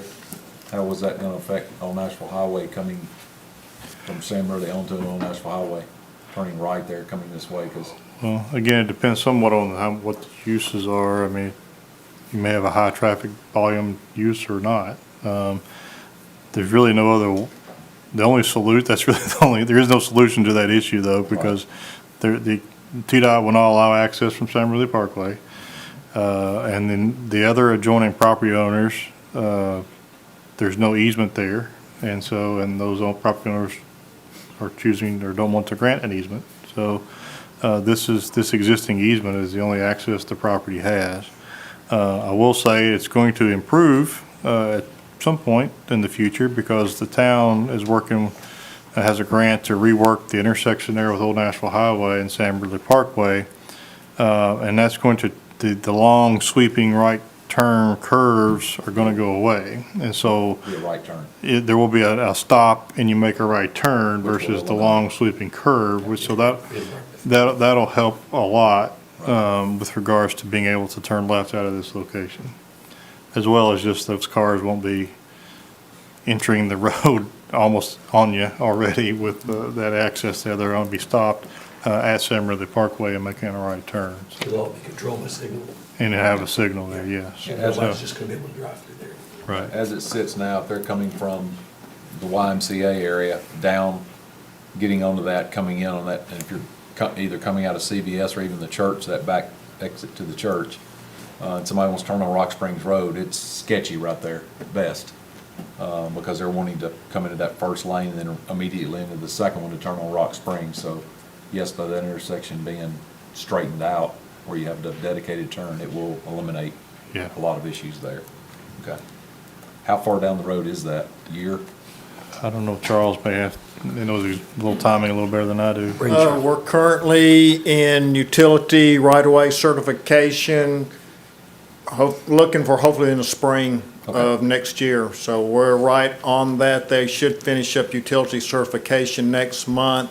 And with TDOT approval, we'll get our notice to proceed to construction, but you just never know how long it's going to take for them to get the federal funding source back. But everything else is ready to go plans-wise, so we're just waiting to make sure we get all of our certifications in and then funding for construction. But like Kevin said, once we take out those sweeps, we will not have that weaving movement coming across from people coming off Sam Ridley making a left in, and they're trying to get to the CVS or make a right on Rock Springs, or the ones coming off Old Nashville trying to get over to left to Rock Springs, make a left there. We will take out that weave, by taking out those sweeping curves.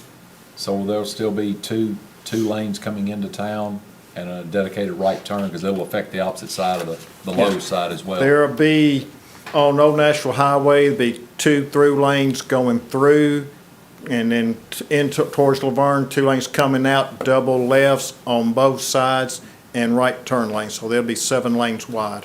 Very similar to And, stuff yeah. out by the hospital. Right, and then Sam Ridley, it'll have the double left, so it'll be up to 8 lanes wide at the intersection. What's already happened out there with the racetrack coming has helped a lot, and Right. that's just gonna improve it that much more. And right, and having that hooked to our ITS system, that we can coordinate that into Genie Lane. But yeah, what the developer at Stone Trace has done, adding those additional lanes on Old Nashville Highway, has been immensely helpful. Yeah. Which, Mike, you're right about. Currently, it's a hot mess, but that's gonna get corrected. Yes. So, yeah. Yeah, we're hoping that, taking that out, we will not have that weaving pattern coming off either, Sam Ridley on Old Nashville, that either way, that we'll dedicate only one to be coming through at a time. Yeah. Part of it too, I ask because I've had a lot of people to ask, and hopefully people are watching will understand that is coming.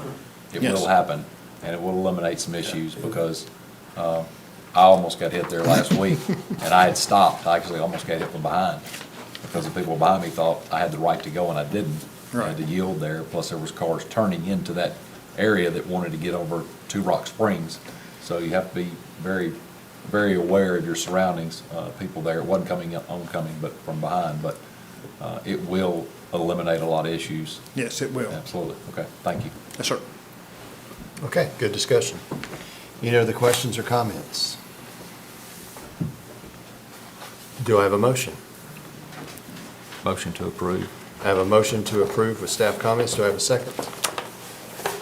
Second. A motion and a second to approve with staff comments. Further discussion? All those in favor signify by saying aye. Aye. Opposed? This motion's approved.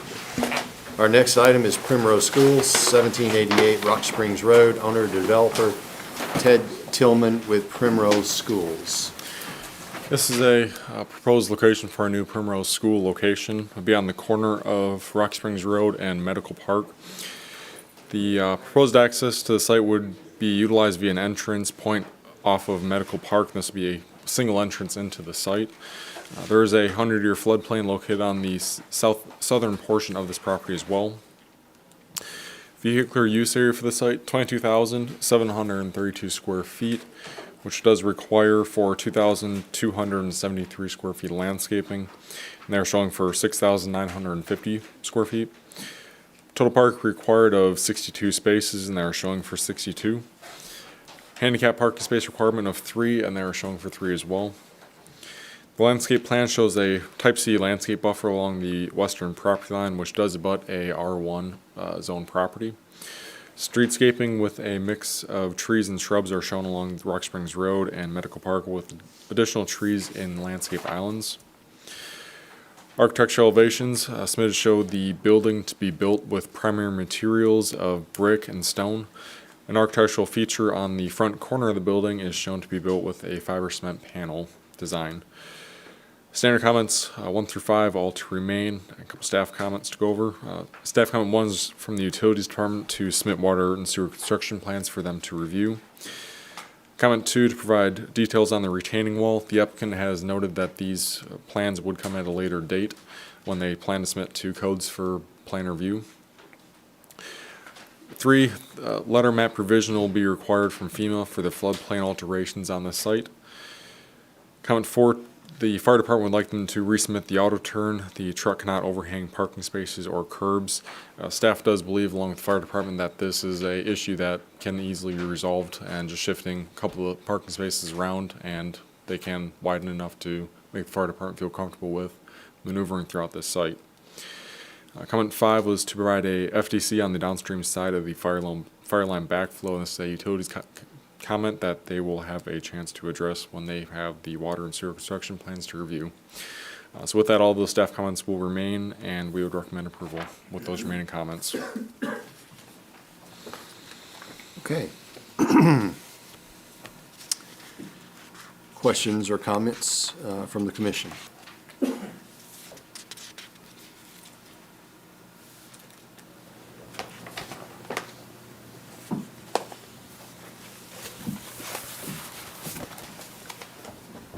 Kevin, there's only one inlet here coming in. Yeah, there's the one access off of the side street there, Medical Park. But, which is a positive thing. It helps, limiting the access to Rock Springs Road helps with the flow of traffic along there, so we're good with that.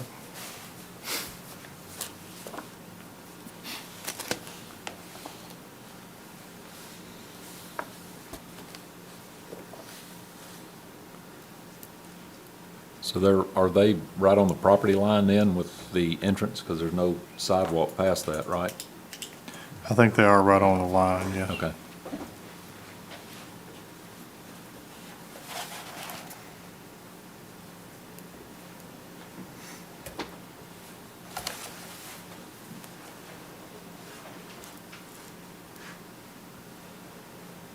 Other questions or comments? Any more follow-up? Okay. Hearing none, do I have a motion? Move to approve staff comments. I have a motion to approve the staff comments. Do I have a second? Second. I have a motion and a second to approve the staff comments. Any further discussion? All those in favor signify by saying aye. Aye. Opposed? This motion is approved. Our next item is Rock Springs Market, intersection of Stonecrest and Rock Springs Road, owner developer Namath Chevet LLC. This is a site plan for the proposed development of Rock Springs Restaurant. It is located on the same parcel of property that the Rock Springs Market was developed on in late 2020 and early 2021. The site plan submitted back at that time did show a future space in the back of the lot for a future building, and that is what's coming before you tonight. So the entire site has been developed out in the anticipation that this building does come, and the landscaping, paving, everything's already in place for this development, and there's a grass space in the back in which this site would be located in. So that's the plan that we have. Everything out there is existing at this time. No additional improvements as far as landscaping or pavements needed at this time. The architectural elevations for this building do show the building to be built with primary material brick and stone and glass glazing. all of which are primary materials. Standard comments 1 through 5, all to remain. We had a couple staff comments to go over. Comment 1 kind of goes along with the plan we looked at recently with the additional dumpsters will be required to be located within an enclosure if needed. Comment 2, the water service and sewer service to the new building is required to have a separate tap off the public water main and sewer main. I revised the plans to show us a new connection. That was a utilities comment. We will leave that. Comment 3 is regarding the fire hydrant location, and that has been addressed to the fire department's satisfaction, so comment 3 can be removed. With that, we're left with the standard comments and staff comment 1 and 2, and we would recommend approval. We're having proposed here is exactly with what the site originally included. What we were expecting at some point, Yeah. yep. Okay. Questions for Mitchell?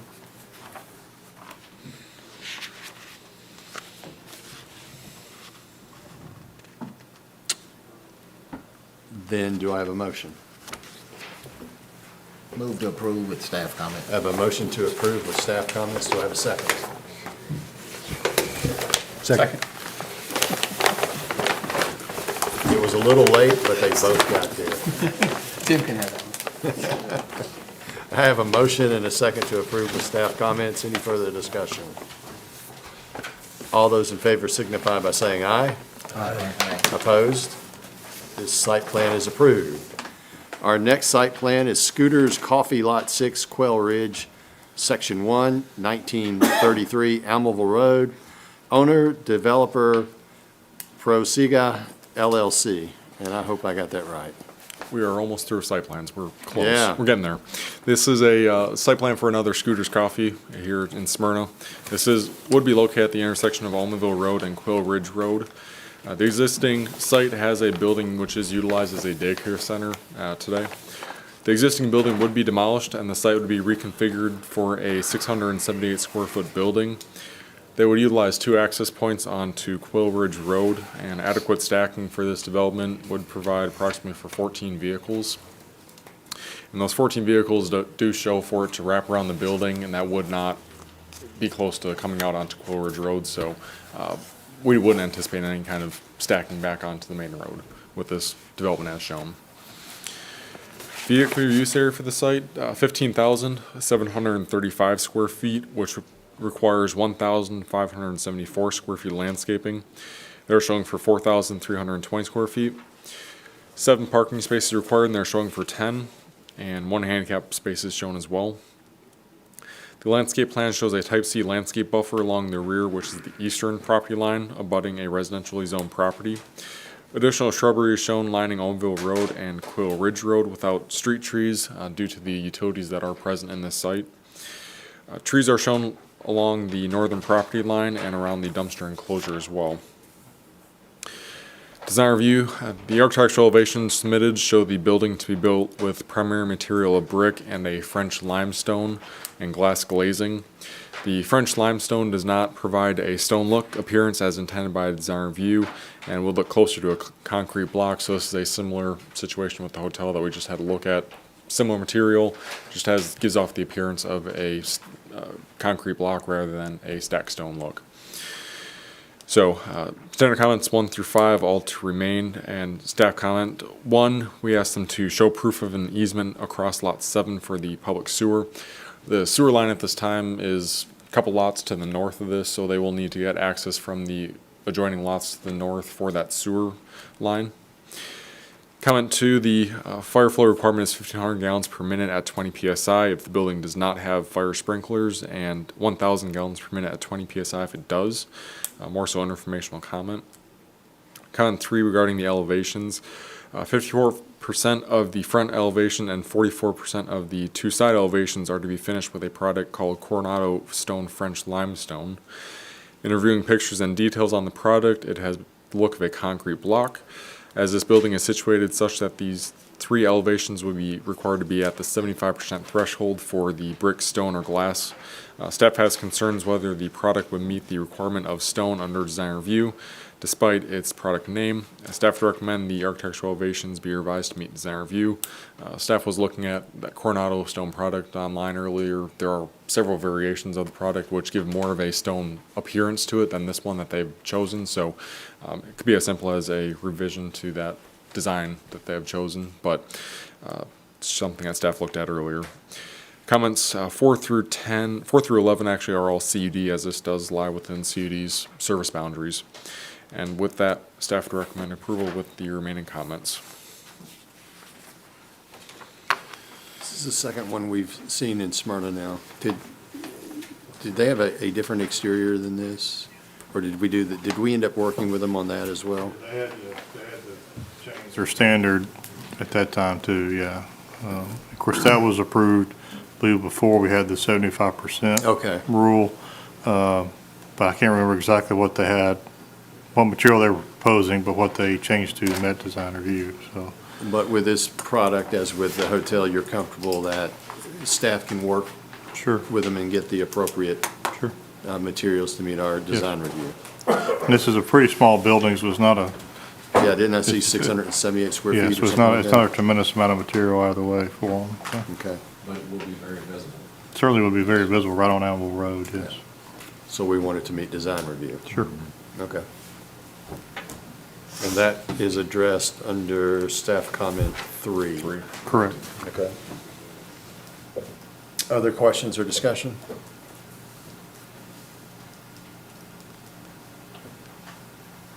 Do I have a motion?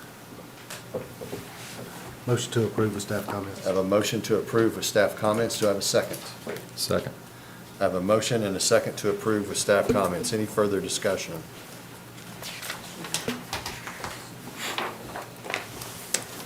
Hearing none, all those in favor signify by saying aye. Aye. Opposed? The site plan is approved.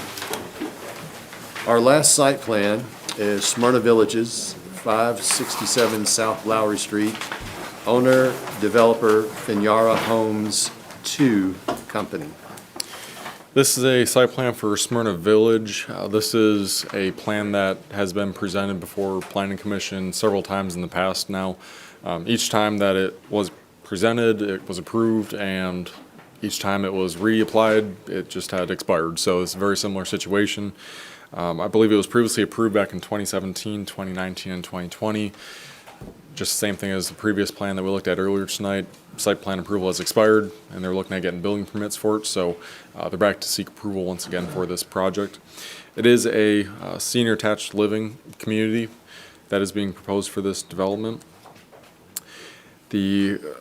Everything on this site plan is previously, it's a mirror image of what was previously submitted and approved by the Planning Commission, so not much on this has changed. They're seeking reapproval for it. We had a couple standard comments, all to remain as part of this, and they're pretty typical for any other site that we would see. Nothing stands out as far as this project's concerned, as far as concerns or anything like that. So with that, staff would recommend approval. With this being senior living, and since we're going back to 2017, is this deed restricted? Was it approved as deed restricted? Yes. Okay, I just want to make sure. We made sure that then. Okay. All right. So the whole development will be figured out. 55, well, it has to comply with the HOPA. Housing for Older Persons Act, is the actual state law, but yeah. Federal law, I'm sorry. As I recall, there wasn't even a trailhead here that would connect to our, Yes, a trailhead and then, Gregory Mill. yeah, and an easement for the greenway. There was proposed at the time, still being shown, it's the same location. They would not be constructing the greenway, but the easement would be there if the town, once we decide we want to go down that creek with the greenway. well, it's good to see a senior project that looks like it's going to, again, come to fruition. We hope. It's We been here hope. before. Yeah, this is about the fourth time. I mean, fourth if you time, look at so- what's out there, I don't think these can be built enough or as fast as what the demand seems to be now, so. Well, this is specifically located right in our downtown area Yeah. too, so. Okay. Questions or comments for Mitch or staff?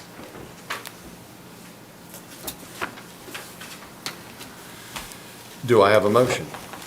Motion to approve with staff comment. I have a motion to approve with staff comments. Do I have a second? Second. Andrew. I have a motion and a second to approve the staff comments. Any further discussion?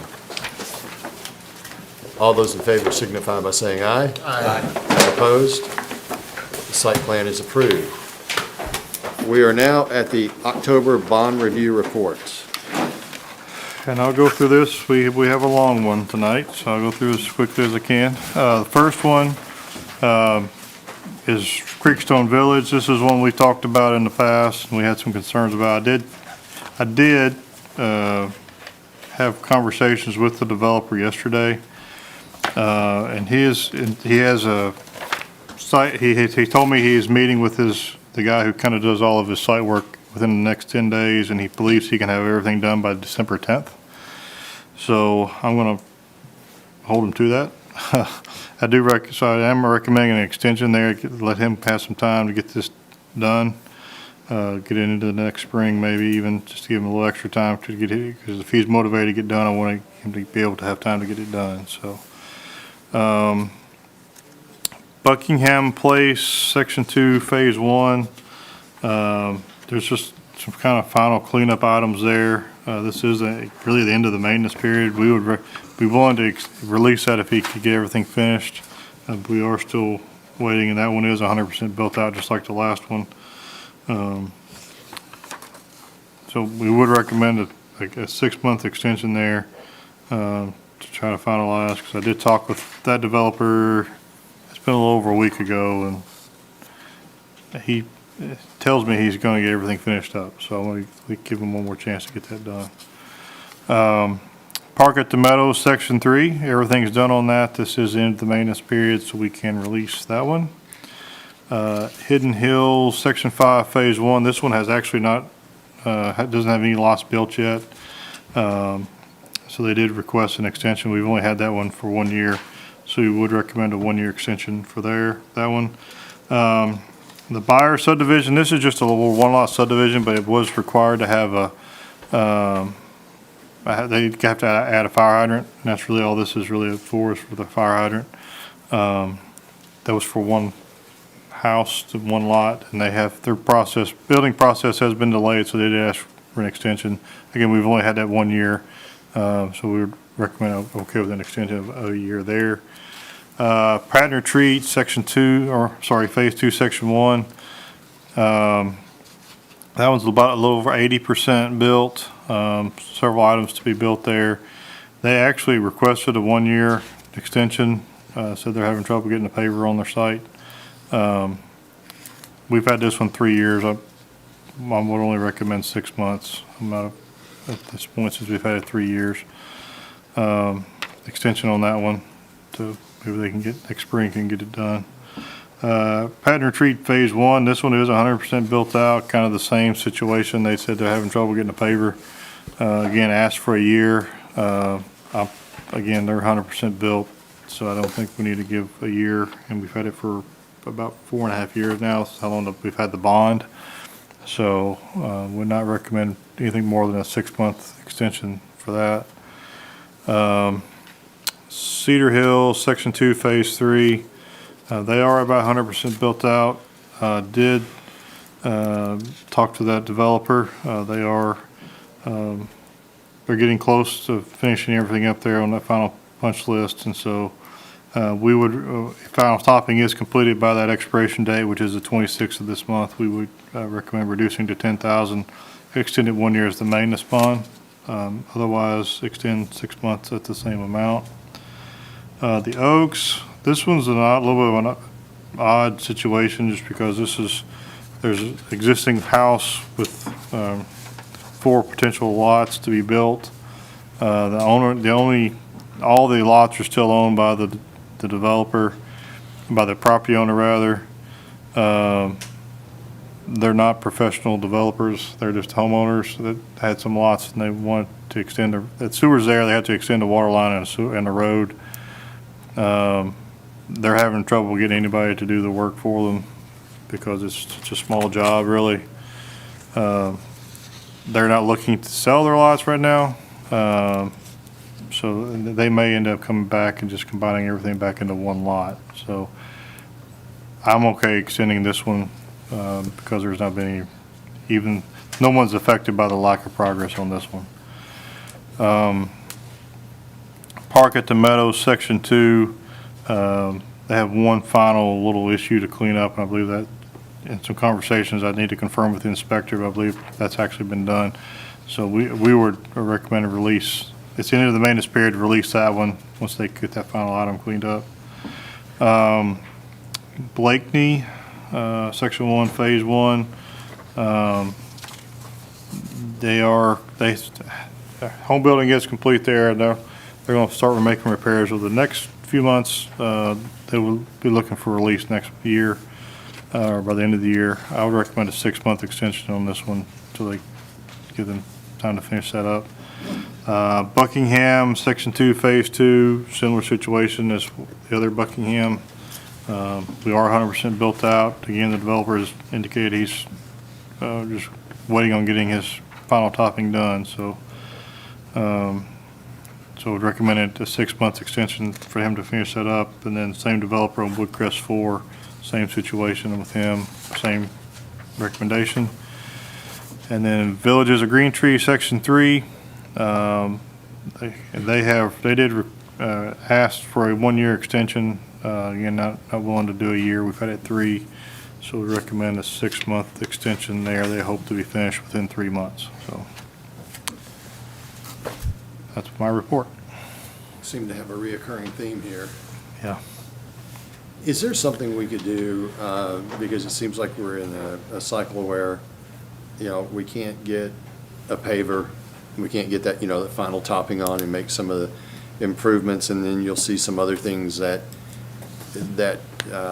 could be done, such as, removal of a silt fence or things like that. Can we ask those guys to give us some type of action plan within 30 days to show what they're doing to make the progress? Because I feel like, and I understand it, as far as maybe the paving and trying to get the materials and the labor, and it would probably be a good time to open up a paving company if anybody were interested, but it seems like there are other things that could be done in conjunction with this or despite this, and it just seems like we're kicking the can down the road continuously, or they are at least. Yeah, and we can, certainly I can ask for an action, some sort of plan of action. Can you give me, Within 30 days of this, of the date. Other than just say, extend me a year. Yeah. Or whatever. And certainly we can ask for that. I think it's, if they don't give it to us, do we go, then at least we give them a notice, if we do end up calling a bond on them.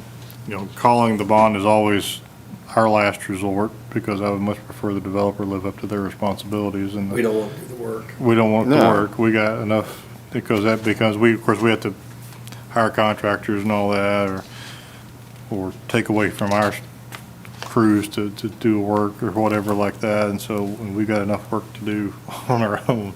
So that's not something that's always a last resort. And the other issue is some of them, we've had them a while. Is the money enough to really finish the work? That would always be a concern on some of them. And we've tried in the past, in years past, we've tried to raise bonds, and people pretty much, they'll just won't do it. And, otherwise you end up calling it at the same amount, or the amount you have. So certainly, again, we can ask for that. Can you give us a timeline of completion? If you're waiting, if you can't get a paver, what's the paver telling you? How long is it going to be? Right. Is it going to be 6 months? Is it going to be 4 months? Is he on are you on his list for next April? Well, at least let us know that. Or could you, in the meantime, you've got a detention pond that's supposed to be cleaned up. Right, or other issues that are not paving. You've got sidewalks you could that are clean in up. disrepair. Yeah. And that's exactly right. You got 11 items here. One of them is paving and top coat. So All the other we're not 10 going to we do get any, done. yeah, so 6 months. Right. So certainly, yeah, we can, and on some of these where we're at that 100% built out, which is several of these, they've sold the houses, they've sold the lots, Well, that's know. just it. You've got people that have Yeah. spent good money to Right. live in a subdivision with these things to be corrected and a road, and they don't have it. Right. Yeah, it's incomplete, so. We'll work on some wording, you know, to add to our letter, in addition to, you know, renew the letter of credit or extend it, to provide add comments on some of these, to add a comment to provide a plan of action for when you expect to get everything finished. If they ask for a year, we could say 6 months though, right? Yeah, oh yeah, That gets and us in I'm not next March, recommending a April. year on any of these that are at that level where we're at Yeah, I 100% mean, build out. this you is know. paving time right now, Yeah. and then when you get back around March, April, it's paving time again. Right. Is there any recourse that we could stop future building permits being pulled for developers that have these outstanding bonds? That's a Jeff Peach question. Yeah, that's, And not that you have to answer now, it's just Yeah, a no, thought, no. right? I mean, we don't have a lot of recourse on pulling a bond that clearly isn't gonna cover the work, but if they're still wanting to do development here, we've got 2 developments that are 100% built out yet, they've just come and got a bunch of new approvals. Sure, which is There's why it's important to incentive have make bond, them finish this. bond high enough to cover that work, obviously, right? Right. Right.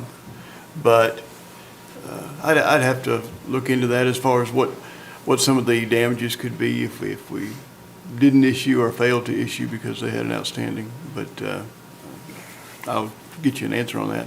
And possibly maybe we can come up with basically a status questionnaire that we hand out to these folks. So we don't just leave it up to them to give the narrative that they want to give, but some specific questions of, you have item blank, what is your timeline for this? You have item blank. And maybe just hone them down into those questions that y'all have about 10 items that could be done, even if they're waiting on the paving, those types of things. Yeah, I mean, I'd feel much better if everything was accomplished except for the top coat, the final topping, provided that something else wasn't related to that had to be done first. But just to Right. continuously see this, it's getting old quick. Kevin, with the cost of everything going up, all their product, do we is there any reason that we have to reduce bond? Can we just leave the bond up until they Yeah. get to that point? yeah, right. And of course, we're not recommending a reduction on any of these really I mean, until they get to their maintenance time But as anyway. they start to get them finished, those bonds reduce periodically, right? We really typically only reduce it when they get finished. And when we get to that 1-year maintenance Maintenance. period, we'll look at a reduction then, because everything's done. It was just gonna be, something happens on a sewer line or something like that, Right. that's gotta be repaired, that we can at least have some leverage over them there. Because they have to come back for that year. And so that's really the only time we look at reducing them, unless we have had some situations where we've had very large bonds that cover traffic signals and these kind of things that get, like with the Stone Trace development we had, it was, I think, over $1 million, over $2 million. And so they got everything done other than maybe that last, so we could reduce, because there was some big ticket items that they had completed, so. Right. But typically, we only look at reductions when they really are finished. Yeah. I know with the cost of everything going up, and some of these been on there for 2 and 3 years, that they definitely will not Certainly, cover and that's a costs, concern on some of these, certainly, that have had for a while. Again, we can recalculate and say, hey, we need to increase your bond by $20,000. Mhm. And they may do it or they may not do it. In the past, when we've tried. Yeah, yeah. Would it be appropriate, just throwing it out there, that as another item under staff comments, that if we've got a proposal in front of us, that we at least know this developer has outstanding bonds, or, I mean, just for what it is, if anything, it's a public item on a new development that they're Yeah. wanting to work on. Anything to provide incentive, I guess. Well, and I would think lastly, and I think we've already talked about that, when we're setting a bond initially on a new subdivision or a build, we're looking at, this is gonna take 3 years, for instance, or 5 years. Are we building in kind of an inflationary? We calculate and then add 20% automatically. Okay. which was, we increased several years ago. We used to add 10%. We upped it, that's what the subregs call for now, is 20%. So we calculate and when we try to put these numbers together, I calculate on the high side and then add 20%, just because I know there's going to be, if everything goes well, it's going to be 3 years, especially some developments are larger than others. Some are 10 or 15 lots and they get built out fairly quickly, and some it may take 2 or 3 years. And if the economy hits a slowdown or whatever, things slow down, but potentially. So, but yeah, we can certainly, Why don't you just take a look at that Yeah. and make some recommendations to us and, have Jeff involved as far as, making sure we're on sound footing for anything that we might ask for. Sure. All right, good discussion. We probably still need to make a motion to That's correct. approve the bond review report, so I'll entertain a motion. Motion to approve. I have a motion to approve from Tim. Do I have a second? Second. A second from Mike. Any further discussion? All those in favor of approving the bond review report signify by saying aye. Aye. Opposed? The report is approved. Anything from the staff? Don't have anything else? Charles, is there any other road you'd like to talk to us about tonight? I'm sure I would not. I didn't think so. We stand adjourned.